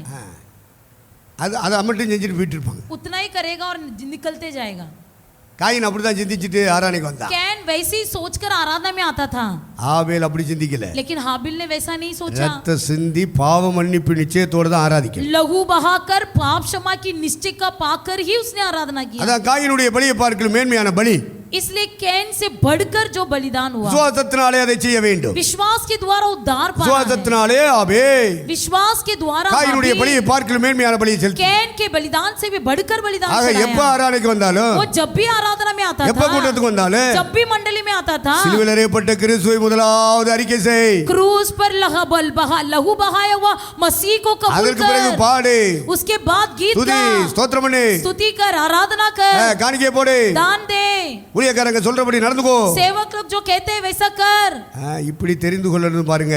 ऐसा छून लेना है। ஆராதனையிலே ஒரு தெரிந்து கொள்ளுதல் இருக்கு. आराधना में भी एक चुनौती है। ஆண்டவனை தெரிந்து கொள்கிறது ஒரு முறை, परमेश्वर को छून लेने के लिए एक मौका है, ஆராதனையை தெரிந்து கொள்கிறது இன்னொரு முறை. आराधना को छून लेना एक रीति है। ஆபிரகாம் லோத்தை பார்க்கிறோம். अब्राहम के लूत को देखते हैं। ஆபிரகாம் லோத்து என்ன பண்றாங்க? अब्राहम और लूत क्या कहते ரெண்டு हैं? பேருமே மெசொப்பொத்தாமியா விட்டு வர்றாங்க. दोनों अपने अपने परिवार ரெண்டு कुटुंब को பேருமே छोड़कर ஆராமுக்கு கானானுக்கு வர்றாங்க. दोनों आराम को आते हैं, ரெண்டு பேருமே கானானுக்குள்ள வர்றாங்க. दोनों कनान के अंदर आते हैं। ரெண்டு பேருக்குமே ஆடுகள் இருக்கிறது, दोनों के पास भेड़ बकरियां थी, ஒட்டகங்கள் இருக்கிறது, ऊंट थे, வேலைக்காரர் இருக்காங்க. नौकर और नौकरानियां थे। ரெண்டு பேருக்குமே ஆசீர்வாதம் வந்துகிட்டே இருக்கு. दोनों के पास आशीर्वाद आते रहा, தம்மை நம்பி வந்த பிள்ளைகளை கர்த்தர் கைவிடவே இல்லை. क्योंकि जो कोई परमेश्वर पर भरोसा करते हैं उनको ரெண்டு कभी பேருமே छोड़ता नहीं। ஆசீர்வதித்தார். दोनों को आशीर्वाद किया। ஆசீர்வாதங்கள் வர வர लेकिन जैसे पैसा बढ़ते गया, ரெண்டு பேருக்கு கீழே இருக்கிற ஆட்களுக்குள்ள வாக்குவாதங்களும் வருத்தங்கள் வருது. दोनों के अंदर जैसे लोगों की बढ़ती हुई वहां पर वाद विवाद होने ஆபிரகாமின் लगा। மந்த மேய்ப்பருக்கும் லோத்தின் மந்த மேய்ப்பருக்கும் வாக்குவாதம் வந்தது. अब्राहम के चरवाहे और लूत के चरवाहों के बीच में वाद विवाद हुआ। ஆசீர்வாதம் இல்லாட்டா தான் சண்டை போடுவாங்க. आशीर्वाद नहीं रहेंगे तो झगड़ा करेंगे। எனக்கு இல்ல, என் குடும்பத்துக்கு இல்ல, என் பிள்ளைகளுக்கு இல்ல, मेरे लिए नहीं है, मेरे परिवार के लिए नहीं है, मेरे बच्चे के लिए नहीं है, உனக்கு இருக்கு எனக்கு இல்ல, तेरे पास है मेरे पास नहीं है, இப்படி தான் சண்டை வரும்.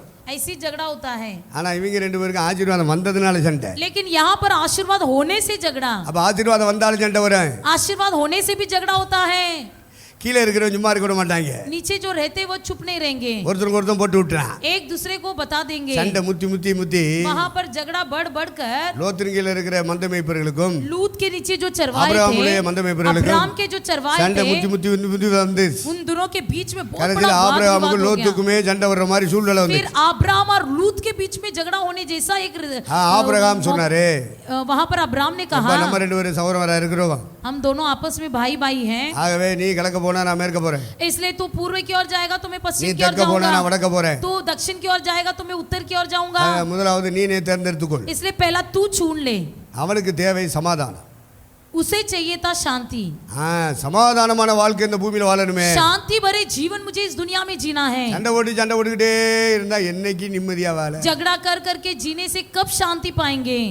குடிக்கிற கஞ்சியில சமாதானமா குடிக்க வேண்டாமா? जो गंजी भी पिएंगे उसे शांति से पीना है। ஒரு துணி உடுத்தினால அது நிம்மதியா உடுத்த வேண்டாமா? एक कपड़ा भी पहनेंगे उसे शांति से पहनना है। சண்டை, हमेशा झगड़ा, வீட்டுல சண்டை, வேலை பார்க்குற இடத்துல சண்டை, घर में झगड़ा, धंधे में झगड़ा, வியாபாரத்துல சண்டை, தொழில சண்டை, व्यापार में झगड़ा, जहाँ जाते झगड़ा। அப்புறம் எப்படி என்ன வாழ போறது கொஞ்ச காலம்? कैसे அதுல சண்டை போட்டே காலமுறை போச்சுன்னா पूरा जिंदगी भर यदि झगड़ा ही करते रहेंगे। வீட்டுக்குள்ள ஒரே சண்டை, घर के अंदर हमेशा झगड़ा, சண்டைக்காரர்களோடு குடியிருப்பதை பார்க்கலாம், झगड़ा करने वालों से रहने से बढ़कर ஒரு மூலையில இருந்தாலும் பரவாயில்ல நிம்மதியா இருக்கு. एक कोने में जाकर रहेंगे तो भी शांति से रहेंगे। அப்ப அந்த சண்டை போடுற ஆவி நம்மை தாக்க கூடாது. वो झगड़ा करने वालों की आत्मा हम पर हमला न करे। நாம் சமாதானத்தை விரும்ப வேண்டும். हम तो शांति को चाहना है। அப்ப நம்ம கூட இருக்கிறவர்கள் சண்டைக்கு வருகிறார்கள், हमारे साथ रहने वाले झगड़ा करने வாக்குவாதத்துக்கு आते வருகிறார்கள். हैं, कई वाद विवाद करते நாம हैं। எதை தெரிந்து கொள்ள तब வேண்டும்? हमें क्या चुनना है? சமாதானத்தை தெரிந்து கொள்ள வேண்டும். शांति को चुन लेना है। ஆபிரகாம் சமாதானமாய் வாழ்வதையே தெரிந்து கொண்டார். अब्राहम ने शांति से जीना ही चुन लिया। அப்போ லோத்து அந்த யோர்தானுக்கு அருகான சமபூமியை தெரிந்து கொண்டார். तब लूत ने यरदन के पास समभूमि को चुन लिया। அப்ப இவன் இப்படி விட்டு கொடுக்கறதுக்கு காரணம் என்ன? अब्राहम ऐसे छोड़ देने का कारण क्या है? இவனை வச்சு தானே அவன். क्योंकि इसके द्वारा ही तो ये हुआ। அப்ப எப்படி இவன் விட்டு கொடுத்தான்? तो कैसा इसने छोड़ दिया? அதுதான் தரிசனம். यही है दर्शन। ஆபிரகாமுக்கு ஒரு தரிசனம் உண்டு. अब्राहम को एक दर्शन था। லோத்தின் ஆவியை உடையவர்களுக்கு தரிசனங்கள் கிடையாது. लूत की आत्मा जिसके अंदर होती है उनको दर्शन नहीं होती है। தரிசனம் இல்லாதவர்களுக்கு இந்த பூமி தான் தரிசனம். जिनको दर्शन नहीं होते उनके लिए இந்த पृथ्वी பூமிக்குரிய दर्शन இடங்கள் है। கட்டடங்கள் தான் தரிசனம். पृथ्वी की बांधकाम ही இந்த उनको दर्शन பூமிக்குரிய है। வருமானங்கள் தான் தரிசனம். पृथ्वी की कमाई उनको दर्शन இந்த है। பூமியிலே மற்றவர்கள் மூலமாய் வருகிற பேரும் புகழ்ச்சி தான் தரிசனம். पृथ्वी में दूसरों की ओर होने वाली प्रशंसा ही उनके लिए दर्शन है। ஆபிரகாமுக்கு என்ன தரிசனம்? अब्राहम के लिए क्या दर्शन था? அழைத்தவர் ஒருவர் இருக்கிறார், बुलाया हुआ एक है।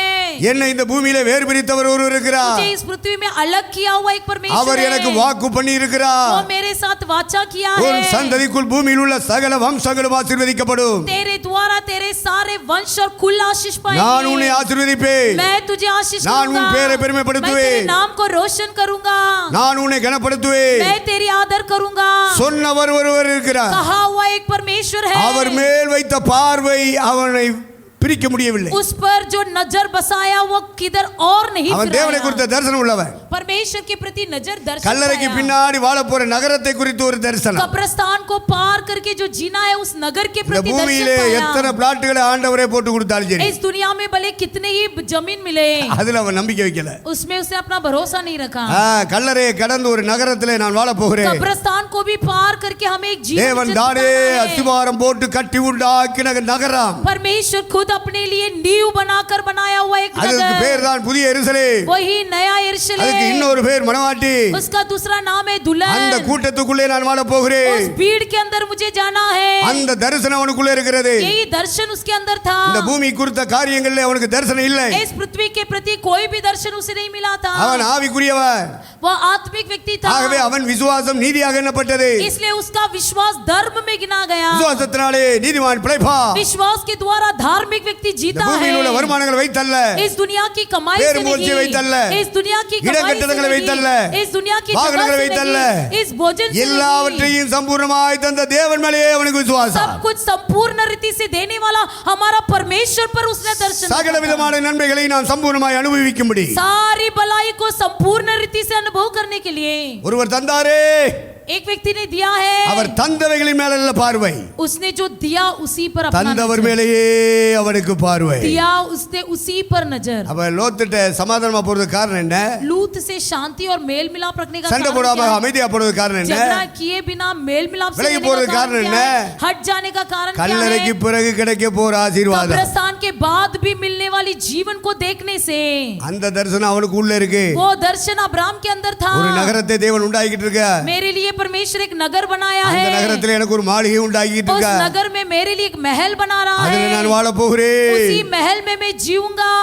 அந்த தரிசனத்துல இன்னொரு பகுதி, उस दर्शन में और एक உன் बात, சந்ததிக்குள் இந்த பூமியில் உள்ள வம்சமெல்லாம் ஆசீர்வதிக்கப்படும். तेरे कुल में तेरे वंश में सारे लोग आशीष அது पाएंगे। என்னையா சந்ததி? वो कौन सी वंश है? அந்த சந்ததி கிறிஸ்துவே.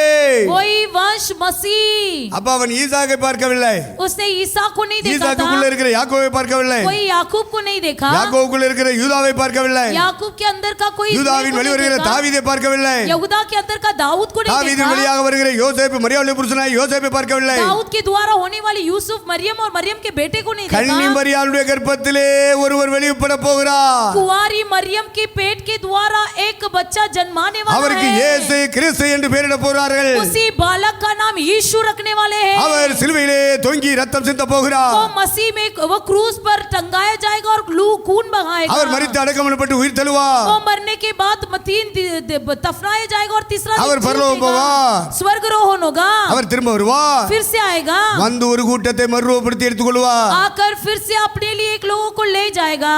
அதுவே சந்ததி. यही है वंश।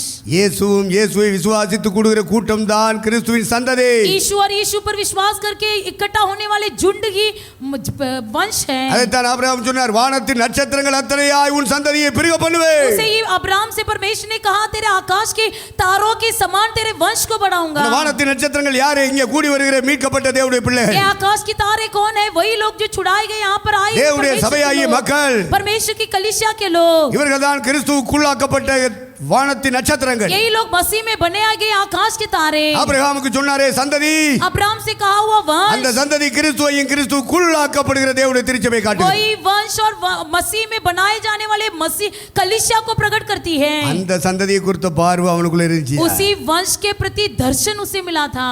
தரிசனம் ஆவிக்குரிய சந்ததி மேல வரணும். उसका दर्शन आत्मिक वंश के ऊपर हुआ था। அதனாலதான் இந்த பூமியில எவன் சண்டை போட்டாலும் சண்டை போடாம ஒதுங்கி போறது. इसलिए इस पृथ्वी में कोई भी झगड़ा करे या ना करे, अलग रहना। தரிசனம் இல்லாதவங்க சண்டை போட்டுட்டு இருப்பான். जो कोई दर्शन नहीं देखते वो झगड़ा करते रहते லோத்து हैं। சண்டை போட்டுட்டு தான் இருப்பான். लूत हमेशा झगड़ा करते रहेगा। அவனுக்கு மந்தை இருக்கும், மேய்ப்பெல்லாம் இருப்பாங்க. उसके भी भेड़ बकरियां ஆனா रहेगी, चरवाहे ஆவிக்குரியவன் रहेंगे। தரிசனம் பெற்றவன், लेकिन आत्मिक व्यक्ति दर्शन पाया हुआ சந்ததியை குறித்த व्यक्ति, தரிசனம் பெற்றவன், वंश के प्रति दर्शन पाया हुआ व्यक्ति, பரலோக தரிசனம் பெற்றவன், स्वर्ग के दर्शन पाया हुआ கல்லறைக்கு व्यक्ति, பின்னாடி உள்ள வாழ்க்கை பற்றிய தரிசனம் பெற்றவன். कब्रिस्तान के बाद होने वाली जीवन के प्रति दर्शन पाया हुआ व्यक्ति, அவன் என்ன பண்ணுவான்? சமாதானத்தை தான் விரும்பி போவான். वो क्या करेगा? शांति को चाहेगा।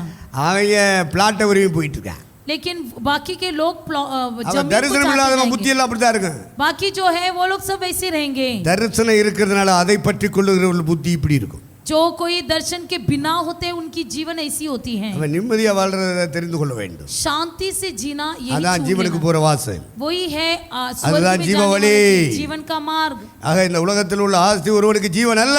इस दुनिया में रहने वाले लोगों, पृथ्वी में जीने वाले लोगों के लिए இயேசு नहीं। அப்படி போதித்தார். वो सब चला गया। பரிசுத்த ஆவியானவர் உன்னோடு என்னோடு இருப்பாரானால் पवित्र आत्मा जी यदि तुम्हारे और मेरे साथ रहे, நித்தியத்தையே திருப்பி திருப்பி பேசுவார். अनंत जीवन पाने के ஆவிக்குரியதையே लिए திருப்பி திருப்பி பேசுவார். आत्मिक जीवन को பரலோகத்தையே வலியுறுத்தி பேசுவார். स्वर्ग के बारे में बातें करेगा। தேவ சாயல் அடைவதை தான் பேசுவார். मसीह के रूप को पाने के மறுரூபமாவதற்கு வழி என்ன என்று சொல்லிக் கொடுப்பார். रूपांतर होने के बारे बातें பரிசுத்தமாவதற்கு என்ன வழி என்று சொல்லிக் கொடுப்பார். आत्मा के पवित्र होने का रास्ता चुनेगा। தரிசனம் பெற்றவர்களுக்கு மட்டும் தான் அது பயன்படும். वो केवल दर्शन पाए हुए व्यक्ति ही उसे चुन लेंगे। லோத்த போல ஆவி உள்ளவர்களுக்கு அது விளங்காது. लूत के द्वारा जैसे लोगों को नहीं समझ में आएगा, क्योंकि उनके पास तो कोई दर्शन ही नहीं தரிசனம் है। உள்ளவன் தானே நிம்மதியை விரும்புவான். केवल दर्शन पाया हुआ व्यक्ति शांति पाने தரிசனம் உள்ளவன் चाहेगा। தானே ஆவிக்குரிய காரியங்களை விரும்புவான். दर्शन पाया हुआ व्यक्ति आत्मिक जीवन को चाहेगा। தரிசனம் உள்ளவன் தானே தேவன் என்ன விரும்புவாரோ அதை விரும்புவான். दर्शन पाया हुआ व्यक्ति परमेश्वर जो चाहता है उसे चुन लेगा।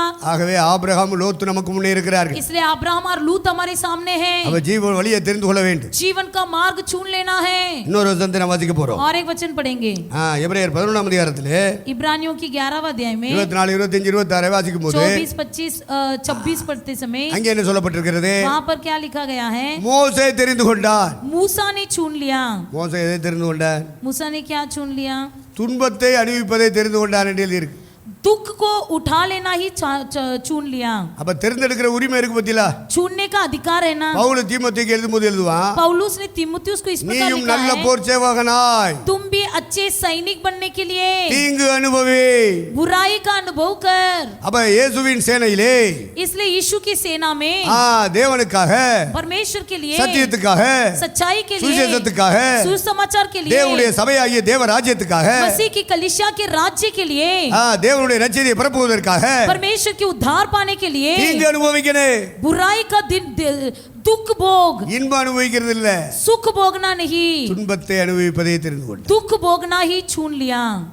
அப்ப தெரிந்து கொள்ளணும் பத்தியா? तो चुन लेना है ना, மனப்பூர்வமா தேர்ந்தெடுக்கணும் பத்தியா? मनपूर्वक चुन लेना है। அப்ப இயேசுவின் நாமத்தை பிரசாப்படுத்துவதனாலே, यीशु का नाम को प्रशंसा करने से, சத்தியத்தை பரப்புவதனாலே, सच्चाई को फैलाने से, நற்செய்தி சொல்வதனாலே सुसमाचार सुनाने से பல துன்பங்கள் வரும், कई दुख भोगना பல पड़ेगा, உபத்திரவங்கள் வரும், कई उपद्रव उठाना பல पड़ेगा, வேதனைகள் வரும். कई वेदना उठाना पड़ेगा। அப்போ அவன் தேர்ந்து கொள்கிறான். अब ये चुन लेता है, துன்பத்தை தேர்ந்தெடுக்கிறான். दुख भोगना अधिक उत्तम लगा। பவுல் தீமோத்தேயுக்கு அதை தான் தேர்ந்தெடுக்க முடியும் पौलुस சொல்கிறார். तीमुथियुस को भी वही चुन लेने को कहता है।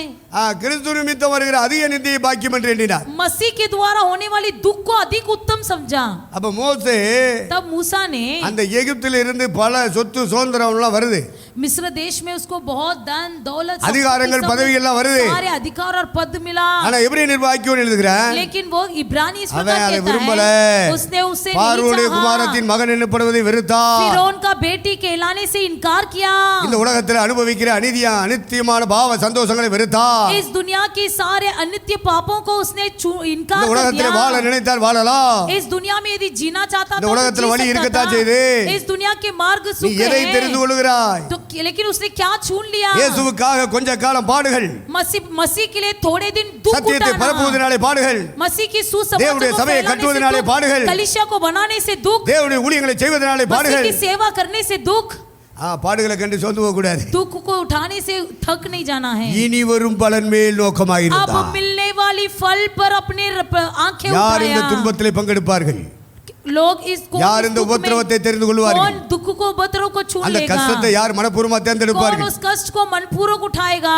இனி வரும் பலன் மேல் நோக்கமா अब இருக்கிறது. आने वाले प्रतिफल जो कोई नजर रखे உயிர் தெழுந்து हैं, பரமேறி போன கிறிஸ்து வருவார். जो स्वर्गरोहण हुआ यीशु இந்த आएगा। பூமியிலே நான் அவருக்காக பாடுபடுவது எனக்கு கிடைச்ச பாக்கியம். इस पृथ्वी में दुख उठाने के लिए हमें मिला हुआ நான் एक ஊழியம் செய்வது எனக்கு सौभाग्य கிடைச்ச है। பாக்கியம். मुझे सेवा करने का सौभाग्य मिला है। இந்த உலகத்திலே ஒத்து போகாதபடிக்கு इस दुनिया में खाली हाथ न जाते हुए, ஆண்டவரோடு, ஆண்டவருடைய பிள்ளைகளோடு, परमेश्वर के साथ और परमेश्वर के लोगों के ஆண்டவருடைய साथ, சபையோடு, ஆண்டவருடைய ஊழியத்தோடு परमेश्वर की कलीसिया के साथ, परमेश्वर की सेवा के நான் साथ இணைந்து போவதனாலே मैं मिल कर रहने से எனக்கு இன்பம் வரவில்லை, मुझे कोई सुख नहीं मिला, துன்பம் தான் வருகிறது, मुझे दुख ही मिला है, பிரச்சனை தான் வருகிறது, मुझे समस्या ही हुआ பாடுகள் தான் है, வருது. मुझे बोझ ही मिला है, ஆனால் लेकिन எனக்கு அதனாலே பலன் உண்டு.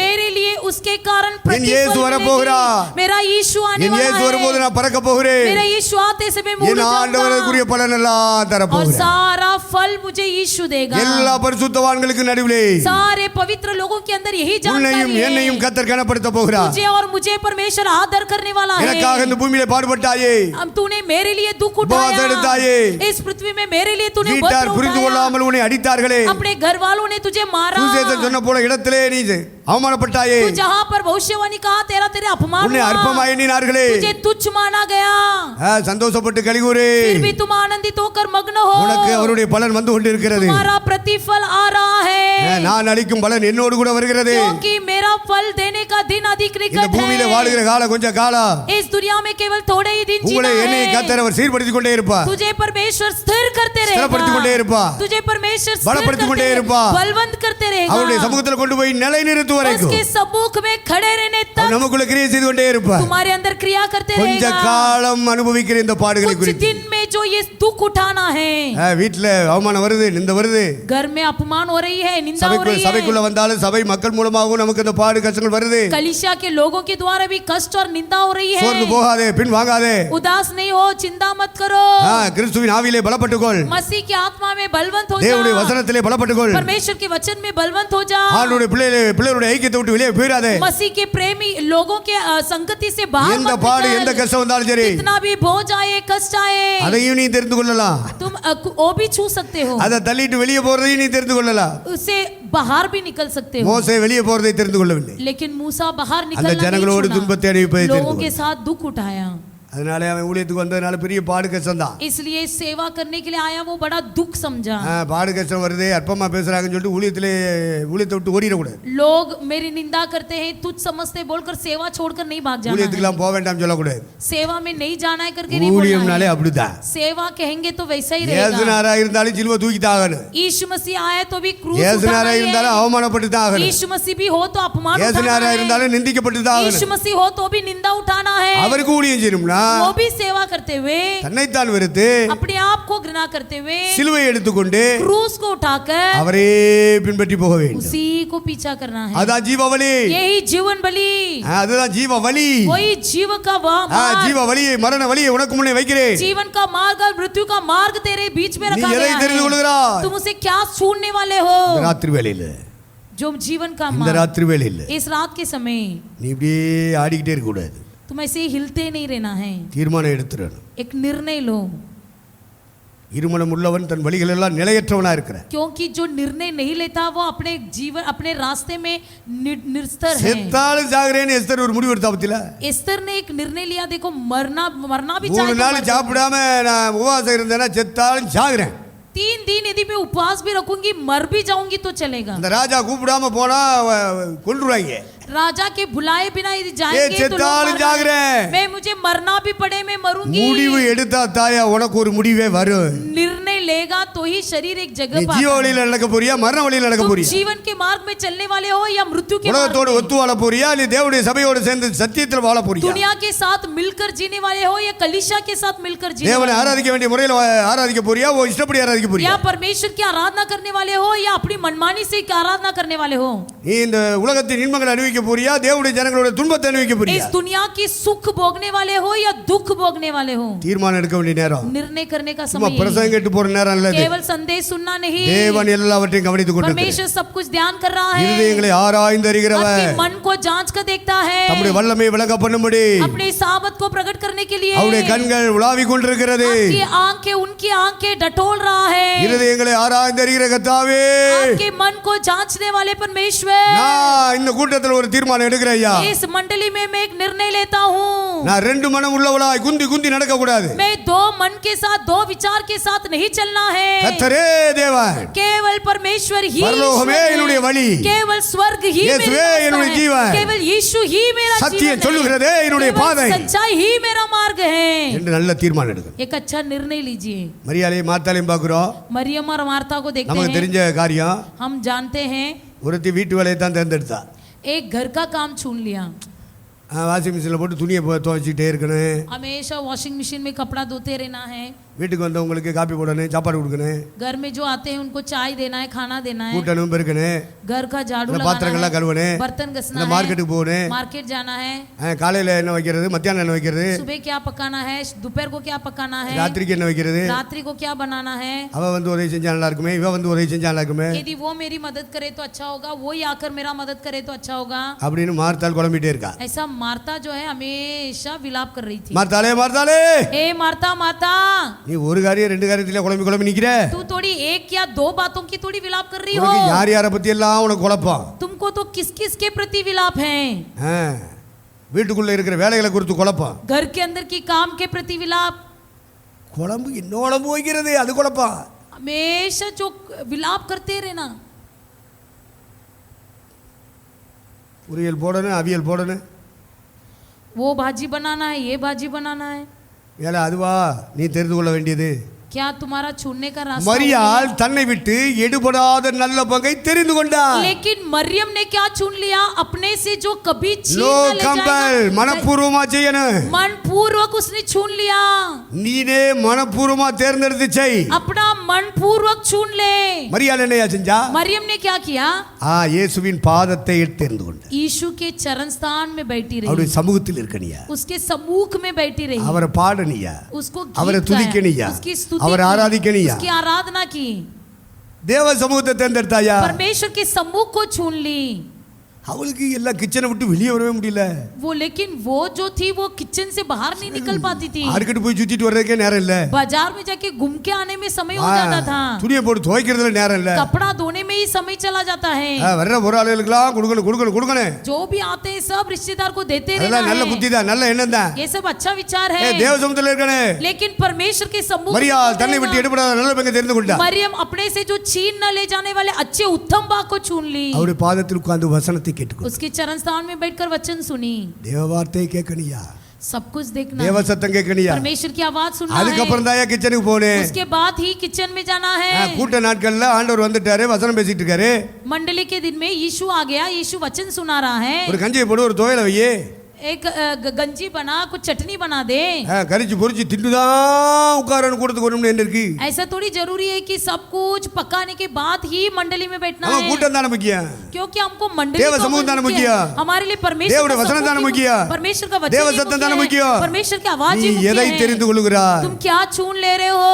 மரியாளும் தெரிந்து கொண்டாள், मरियम भी छून लिया, மார்த்தாளும் தெரிந்து கொண்டாள். मार्ता ने भी छून लिया. எதை தெரிந்து கொள்கிறாய்? क्या छून लेते हो. எல்லாரும் எழுந்திட்டு இருப்போம். सब खड़े हो நாம் जाएंगे. ஜெபிக்க போகிறோம். हम प्रार्थना करने वाले हैं. நம்முடைய ஆவி, ஆத்துமா, சரீரம் हमारे प्राण, आत्मा, शरीर, ஒவ்வொரு கூட்டங்களிலும் பரிசுத்த ஆவியானவர் நம்மை கழுவி கொண்டே இருப்பார். हर एक मंडली में पवित्र आत्मा जी हमें शुद्ध करते रहेगा. அவருடைய ரத்தம் நம்மை கழுவி கொண்டே இருக்கும். उसकी लहू हमें धोता रहेगा.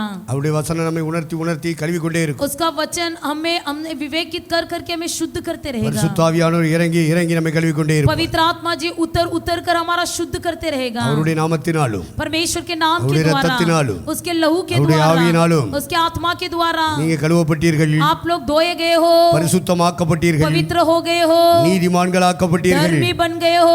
என்று பவுல் கொரிந்து சபை மக்களை பார்த்து சொல்லுகிறார். ऐसे पौलुस ने कुरिन्थियुस कलीसिया के विषय कहा. நமக்கும் அந்த சாட்சி சொந்தமாக்கப்பட வேண்டும். हमारे लिए भी वो गवाही हमारा बन நம்முடைய சபை जाए. மக்களுக்கும் அது சொந்தமாக்கப்பட हमारी வேண்டும். कलीसिया के लोगों के लिए भी वो हो பரிசுத்த जाए. ஆவியானவர் நம்மை கழுவுகிறார். पवित्र आत्मा जी हमें धो दे. அவருடைய வசனம் வந்து நம்மை உணர்த்தி उसका கழுவுகிறது. वचन हमें विवेकित कर दे. அவருடைய ரத்தம் நம்மை கழுவி பரிசுத்தமாக்கும். उसका लहू हमें धोकर पवित्र कर दे. நமக்காக ஒரு மேன்மையான பலி சிலுவையிலே தொங்குகிறது. हमारे लिए क्रूस पर एक उत्तम बलि चढ़ा दिया அந்த गया. பலியை எப்பொழுதெல்லாம் விசுவாசிக்கிறோமோ, वो बलिदान को जो भी कोई विश्वास எப்பொழுதெல்லாம் करते நினைவு हैं, கூறுகிறோமோ, जो भी कोई அப்பொழுதெல்லாம் அந்த ரத்தம் நம்மை இறங்கி கழுவி கொண்டே वो இருக்கும். लहू हमें शुद्ध करता है. எப்பொழுதெல்லாம் தேவனுடைய பிள்ளைகளோடு வந்து இணைந்து கொள்கிறோமோ, जब जब हम परमेश्वर के लोगों के साथ அப்பொழுதெல்லாம் आकर பரிசுத்த जुड़ ஆவியை जाते இறங்கி நம்மை கழுவி கொண்டு हैं, तब இருப்பார். पवित्र आत्मा जी हमें शुद्ध करता है. எப்பொழுதெல்லாம் தேவனுடைய வசனங்கள் பிரசங்கிக்கப்படுகிறதோ, जब भी परमेश्वर का वचन सुनते हैं, அந்த வசனங்களின் மூலமாக நம்மை கழுவி वचन के பரிசுத்தப்படுத்துகிறார். द्वारा हमें शुद्ध किया जाता है. இயேசுவே, हे यीशु, எல்லாரும் வாயை திறப்போம். सब कोई मुंह खोलिए. இயேசுவே, हे यीशु, எங்களை ஆயத்தப்படுத்துங்க ஐயா. हमें तैयार कीजिए प्रभु. திருவிருந்துக்கு தகுதிப்படுத்துங்க ஐயா. प्रभु भोजन के लिए हमें तैयार कीजिए. நாங்கள் தெரிந்து கொள்கிறதை பற்றி எங்களுக்கு சொல்லி தந்தீரே. आज के दिन आपने छूने के विषय हमें बताया है. மனப்பூர்வமாக தேர்ந்தெடுக்கிற ஐயா. मनपूर्वक छून लेता हूँ प्रभु. நீரே என்னுடைய ஜீவன், तू ही मेरा जीवन है. நீரே என்னுடைய ஜீவன், तू ही मेरा जीवन है. உம்முடைய வழியே எனக்கு ஜீவ வழி. तेरा बलि मार्ग ही मेरा मार्ग है. ஆண்டவரே, हे परमेश्वर, ரூத்தை போல, रूत के समान. ஆண்டவரே, हे परमेश्वर, அந்த ஆபேலை போல, उस हाबिल के समान. ஆண்டவரே, हे அந்த परमेश्वर, ஆபிரகாமை போல, उस अब्राहम के समान. இயேசுவே, हे यीशु, அந்த மோசேயை போல, उस मूसा के समान. இயேசுவே, हे यीशु, அந்த மரியாதை போல उस मरियम के समान. நான் இப்பொழுது தீர்மானிக்கிறேன் ஆண்டவரே. प्रभु जी आज के दिन में निर्णय लेता நான் हूँ இப்பொழுது प्रभु। முடிவெடுக்கிறேன் சுவாமி. आज के दिन में निर्णय लेता हूँ. மனப்பூர்வமா எடுக்கிறேன் ஐயா. मनपूर्वक निर्णय लेता लेता हूँ, மனப்பூர்வமா எடுக்கிற சாமி. मनपूर्वक निर्णय लेता हूँ। சொல்லுங்க, வாயை திறங்க. मुंह खोल कर बोलिए, मुंह खोल இதயத்தை कर திறங்க. बोलिए, मन खोल दीजिए, இதயத்தை திறங்க. अपने मन को खोल வாயை दीजिए, திறங்க. मुंह को खोल அப்பான்னு दीजिए, கூப்பிட்டு சொல்லுங்க. पिताजी कहकर पुकारिए। இப்போ 2 நிமிஷம் உங்களுக்கு தரப்படுகிறது. अभी 2 सेकंड आपके लिए दिया जाता உங்கள் है। தீர்மானங்களை எடுத்து ஆண்டவர்ட்ட அறிக்கை செய்யுங்கள். अपना निर्णय लेकर कबूल कीजिए, இதயத்தில் விசுவாசியுங்கள். आपके मन में विश्वास வாயினாலே அறிக்கை பண்ணுங்கள். मुंह से कबूल कीजिए। இந்த கூட்டத்தின் முடிவிலேயே इस मंडली की இப்பொழுது समाप्ति ஜெபிக்கிற में, நேரத்திலேயே अभी प्रार्थना के समय பரிசுத்த ஆவியானவர் உங்களை ரட்சிக்க पवित्र போகிறார். आत्मा जी आपको उद्धार करेगा, உங்கள் பிரச்சனைகளுக்கு ஒரு ரட்சிப்பு வர போகிறது. आपकी समस्या का एक उद्धार होगा, உங்கள் தீர்மானங்கள் மேல் ஆவியானவர் இறங்குவார். आपके निर्णय पर पवित्र आत्मा जी उतर நீங்க எடுக்கிற आएगा, முடிவுகளின் மேலே கர்த்தர் आपके இறங்குவார். निर्णय पर पवित्र आत्मा जी उतर இதோ आएगा। தேவனால் ஒரு மாற்றம் வர போகிறது. परमेश्वर के द्वारा एक परिवर्तन होने वाला ஒரு है, விடுதலை வர போகிறது. एक छुटकारा होने वाला ஒரு है, ரட்சிப்பு வர போகிறது. एक उद्धार होने वाला ஒரு பெரிய है, கிருபை இறங்க போகிறது. आपका पर अनुग्रह उतरने யாரும் वाला தடுக்க है, முடியாது. कोई भी रोकेगा नहीं, எந்த சக்தியும் தடுக்க முடியாது. कोई भी शक्ति नहीं रोकेगा। கர்த்தர் உனக்காக யுத்தம் பண்ண போகிறார். परमेश्वर तुम्हारे लिए युद्ध करने கர்த்தர் वाला உனக்காக है, யுத்தம் பண்ண போகிறார். तुम्हारे लिए युद्ध करने वाला வாயை है। திறங்க, வாயை திறங்க. अपना मुंह खोलिए, அறிக்கை செய்யுங்க, அறிக்கை செய்யுங்க. कबूल कीजिए, कबूल कीजिए। அறிக்கை இடுகிறவ இரக்கம் பெறுவார்கள். कबूल करने वाले दया पाएंगे, அறிக்கை செய்கிறவ இரக்கம் பெறுவார்கள். कबूल करने वाले दया இதோ पाएंगे। தேவனுடைய இரக்கம் உன் மேல் இறங்கி परमेश्वर வரும். की दया तुम पर उतर உன் आएगी, பிள்ளைகள் மேல் இறங்கி வரும். तुम्हारे बच्चों पर उतर உன் आएगी, வீட்டின் மேல் இறங்கி வரும். तुम्हारे घर पर उतर உன் आएगी, தொழில் வியாபாரத்தின் மேல் இறங்கி तुम्हारे வரும். काम धंधों पर उतर आएगी, எல்லா பிரச்சனை மேல கர்த்தருடைய கிருபை இறங்கி सभी வரும். प्रजाओं पर उतर आएगी, தேவனுடைய இரக்கம் வரும். परमेश्वर की दया उतर நீ आएगी। வெட்கப்பட்டு போவது இல்லை. तुम कभी लज्जित न होंगे, நீ இடறி போவது இல்லை. तुम कभी ठोकर न खाओगे। கர்த்தர் உன்னை அழைத்திருக்கிறார். परमेश्वर तुझे बुलाया है, கர்த்தர் உன்னை அபிஷேகம் பண்ணியிருக்கிறார். परमेश्वर तुझे अभिषेक किया கர்த்தர் உன்னை है, கிருபை தந்திருக்கிறார். परमेश्वर तुझे अपना நீ अनुग्रह दिया வெட்கப்பட்டு है, போவது இல்லை. कभी लज्जित नहीं होने वाला है, தேவன் உன்னை கைவிடுவது இல்லை. तेरा हाथ न छोड़ेगा। பெற்றுக்கொள், பெற்றுக்கொள், पालो பெற்றுக்கொள், पालो पालो பெற்றுக்கொள், பெற்றுக்கொள். पालो पालो।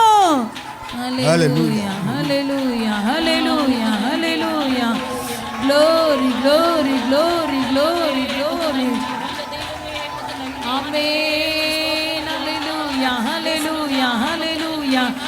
धन्यवाद धन्यवाद धन्यवाद धन्यवाद धन्यवाद। O mighty Lord, wonderful Lord Jesus, we praise your name, Lord, we praise your name. Hallelujah, hallelujah, hallelujah, hallelujah, hallelujah, hallelujah, hallelujah. Glory, धन्यवाद धन्यवाद धन्यवाद। Mighty Lord, wonder working Jesus. Hallelujah, hallelujah. सर्वशक्तिमान प्रभु, सर्वशक्तिमान प्रभु, सर्व सामर्थी प्रभु, अद्भुत काम करने वाले प्रभु, अचंबा काम करने वाले प्रभु, हमें शुद्ध करने वाले प्रभु। पूरा बाला बाला वो शरा बाला बाला बाला क्या ला बाला बाला वो शरा बाला बाला बाला बाला क्या ला बाला बाला वो शरा बाला बाला बाला बाला पूरी आला रा बारी भी कमाला बाला बाला। Glory, hallelujah hallelujah. धन्यवाद धन्यवाद धन्यवाद धन्यवाद। आमीन, हालेलुया हालेलुया हालेलुया। पवित्र करने वाले परमेश्वर, हमें दया करने वाले परमेश्वर, हम पर अपने अनुग्रह उतारने वाले परमेश्वर। धन्यवाद प्रभु जी, धन्यवाद प्रभु जी, धन्यवाद प्रभु जी, धन्यवाद प्रभु जी। Glory, hallelujah.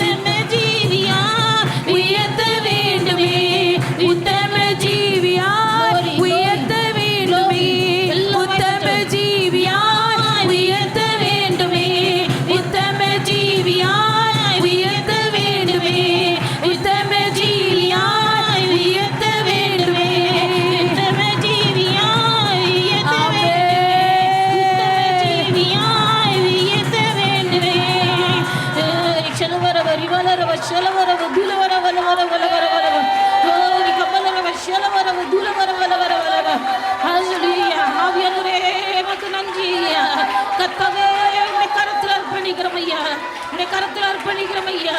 பரிசுத்த ஆவியானவரே உமக்கு நன்றி ஐயா. உம் சித்தம் போல பரிசுத்த ஆவியை நீர் எங்களை நடத்துவீராக. உம்முடைய சித்தம் போல கர்த்தருடைய ஆவியானவரை வழி நடத்துவீராக. க்ளோரி உமக்கு நன்றி ஐயா. ஹalleluya ஹalleluya ஹalleluya. ஆவியானவரே உமக்கு நன்றி. ஆண்டவரே உமக்கு ஸ்தோத்திரம் நாதா. ஹalleluya ஹalleluya ஹalleluya ஹalleluya. தேவ ஆவியானவரே உமக்கு நன்றி. ஹalleluya ஹalleluya ஹalleluya ஹalleluya.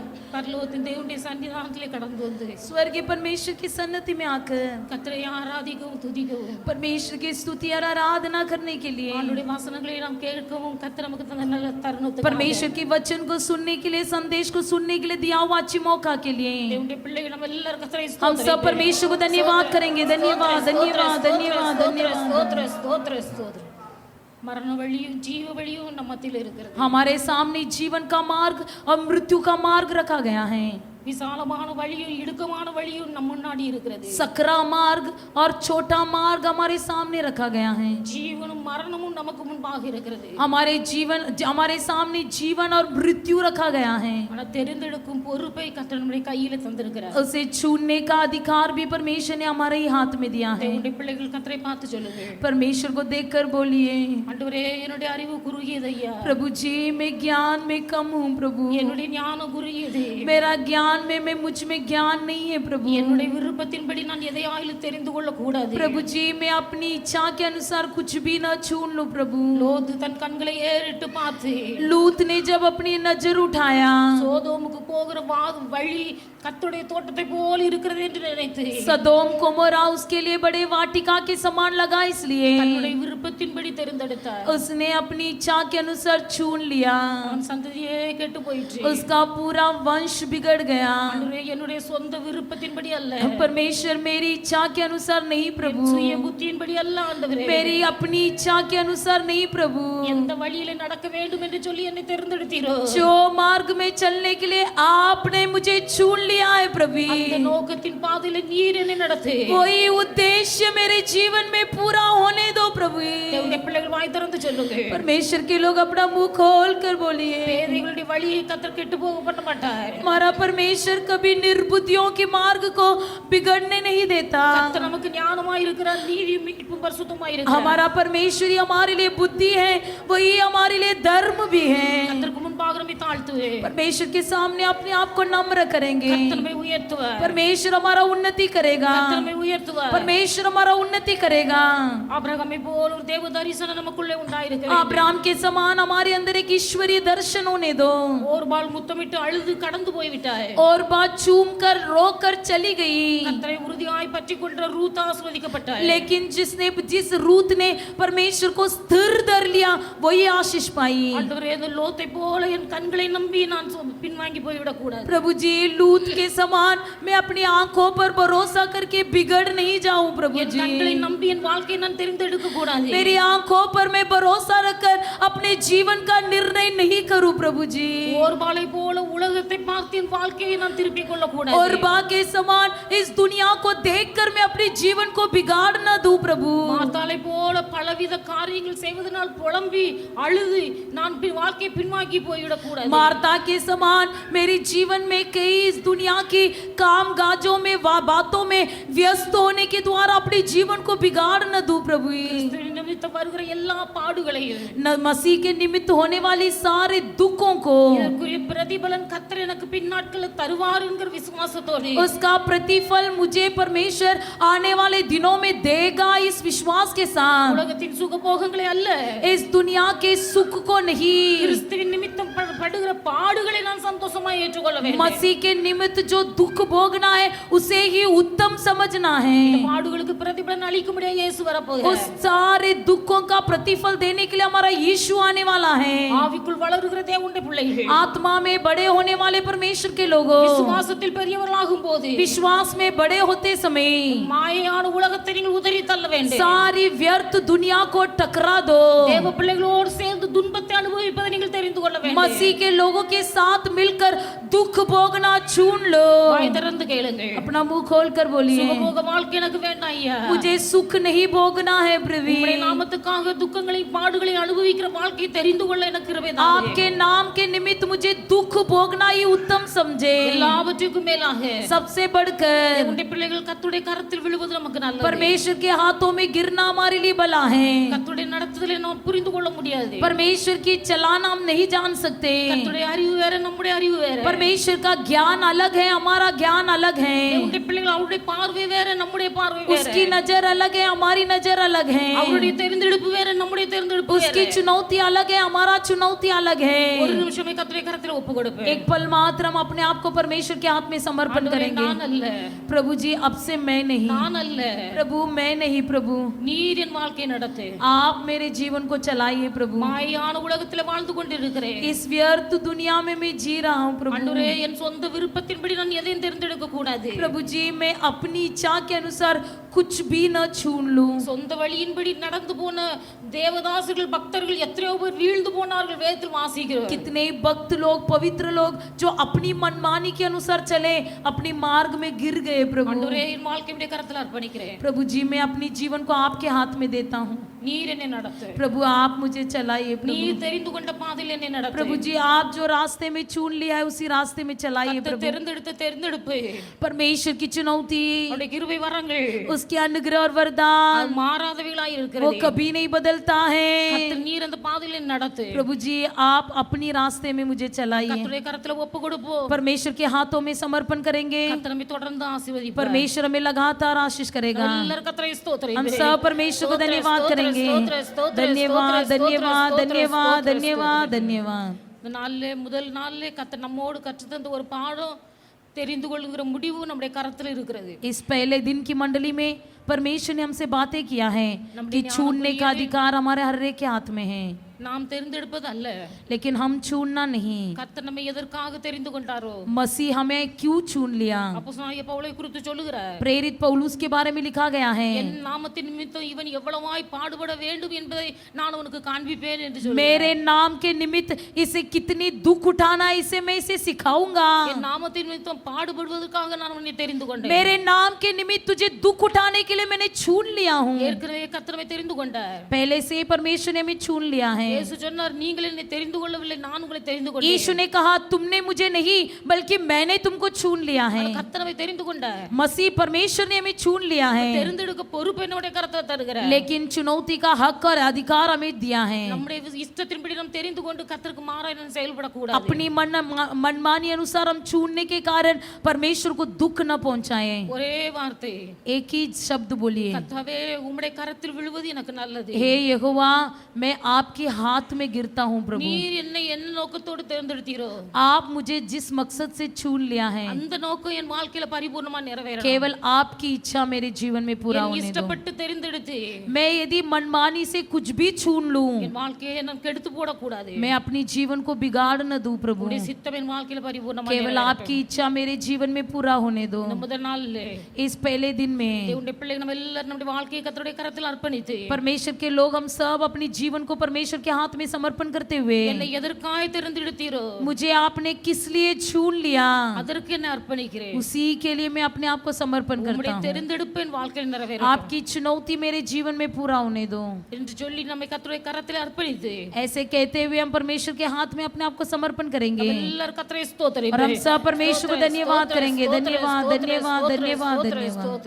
கர்த்தருடைய நாம மகிமைக்காக தேவனுடைய வார்த்தை பகிர்ந்து கொண்ட கர்த்தருடைய தாசனை கர்த்தர் ஆசீர்வதிக்கும்படியாக, परमेश्वर के नाम की महिमा के लिए, परमेश्वर के वचन को हमारे बीच में बांट कर दिया हुआ परमेश्वर के दास के लिए எல்லாரும் கர்த்தரை हम ஸ்தோத்திரம். सब परमेश्वर को धन्यवाद करेंगे। धन्यवाद धन्यवाद धन्यवाद धन्यवाद धन्यवाद। நாளை காலை 10 மணிக்கு நடக்க இருக்கிற உபவாச ஜெபத்தை கர்த்தர் ஆசீர்வதிக்கும்படியாக, कल के दिन सुबह होने वाली 10 बजे की उपवास की प्रार्थना को परमेश्वर आशीष करने के लिए எல்லாரும் கர்த்தரை ஸ்தோத்திரம். हम सब परमेश्वर को धन्यवाद करेंगे। धन्यवाद धन्यवाद धन्यवाद धन्यवाद। இதே போல நாளை மாலை 5 மணிக்கு நடக்க இருக்கிற ஆராதனை इसी तरह कल शाम को होने वाली 5 बजे की मंडली को கர்த்தர் ஆசீர்வதிக்கும்படியாக, परमेश्वर आशीष करने के लिए எல்லாரும் கர்த்தரை हम ஸ்தோத்திரம். सब परमेश्वर को धन्यवाद करेंगे। धन्यवाद धन्यवाद धन्यवाद धन्यवाद धन्यवाद। தொடர்ந்து 3 நாட்களும் பரிசுத்த ஆவியானவர் நம்மோடு கூட பேசி, लगातार 3 दिन की मंडली में परमेश्वर पवित्र आत्मा जी हमसे बातें करें, நம்முடைய வாழ்க்கையை சீர்படுத்தி ஸ்திரப்படுத்தி நிலைநிறுத்தும்படியாக, हमारे जीवन को सुधार दे, स्थिर करा दे और पूरी तरह से पक्का करके खड़ा करा दे। எல்லாரும் கர்த்தரை ஸ்தோத்திரம். हम सब सब परमेश्वर को धन्यवाद करेंगे, धन्यवाद धन्यवाद धन्यवाद धन्यवाद। ராபோஜன ஆராதனைக்காக தேவனுடைய பிள்ளைகள் ஒவ்வொருவரையும் கர்த்தர்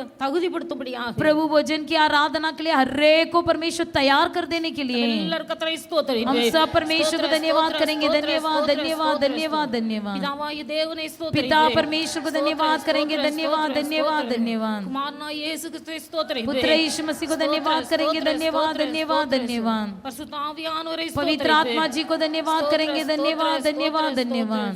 நல்ல ஆண்டவரே मैं துதிக்கிறேன்। अच्छा परमेश्वर हम आपको धन्यवाद करते हैं। கர்த்தர் இந்த மாலை வேளைக்காக உமக்கு நன்றி செலுத்துகிறேன்। परमेश्वर आपने दिया हुआ शाम के समय के लिए धन्यवाद प्रभु जी। சமூகத்திலே கூடி வந்து தேவனுடைய பிள்ளைகள் ஒவ்வொருவரையும் கர்த்தர் आपके सम्मुख में इकट्ठे हुए हर एक को प्रभु जी आप आशीष कीजिए। தேர்ந்தெடுக்கிற உரிமையை அதிகாரத்தையும் கர்த்தர் எங்கள் கரத்துல தந்திருக்கிறீர்। चुन लेने का हक और अधिकार परमेश्वर आपने हर एक के हाथ में दिया है प्रभु। நாங்கள் அறிவில் குறைந்தவர்கள், ஞானத்தில் குறைந்தவர்கள், हम ज्ञान में समझ में कमी लोग हैं प्रभु, ஆனால் எங்களை தேவனே உம்முடைய சித்தத்தின்படியே தேர்ந்தெடுத்திருக்கிறீர்। लेकिन प्रभु जी आप अपनी इच्छा के अनुसार अपनी मकसद के लिए आपने हमें चुन लिया है प्रभु। நாங்கள் உம்மை தெரிந்து கொள்வதற்கு முன்பதாகவே நீர் எங்களை தெரிந்து கொண்டீர்। प्रभु जी हम आपको चुन लेने से पहले ही आपने हमको चुन लिया है प्रभु। இன்றைக்கு எங்கள் வாழ்க்கையை உம்முடைய கரத்தில் அர்ப்பணிக்கிறோம்। आज के दिन प्रभु जी हम पूरी तरह से हमारे जीवन को आपके हाथ में समर्पण करते हैं प्रभु। நீர் எங்களை நடத்தும்।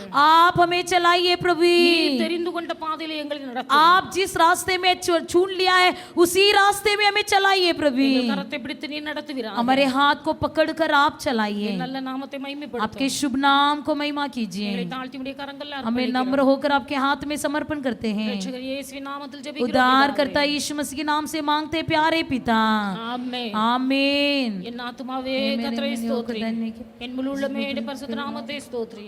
என் ஆத்துமாவே கர்த்தரை ஸ்தோத்திரி, கர்த்தர் செய்த சகல உபகாரங்களை மறவாதே। आमीन। ஹல்லேலூயா, हालेलुया, ஹல்லேலூயா, हालेलुया, ஹல்லேலூயா। हालेलुया।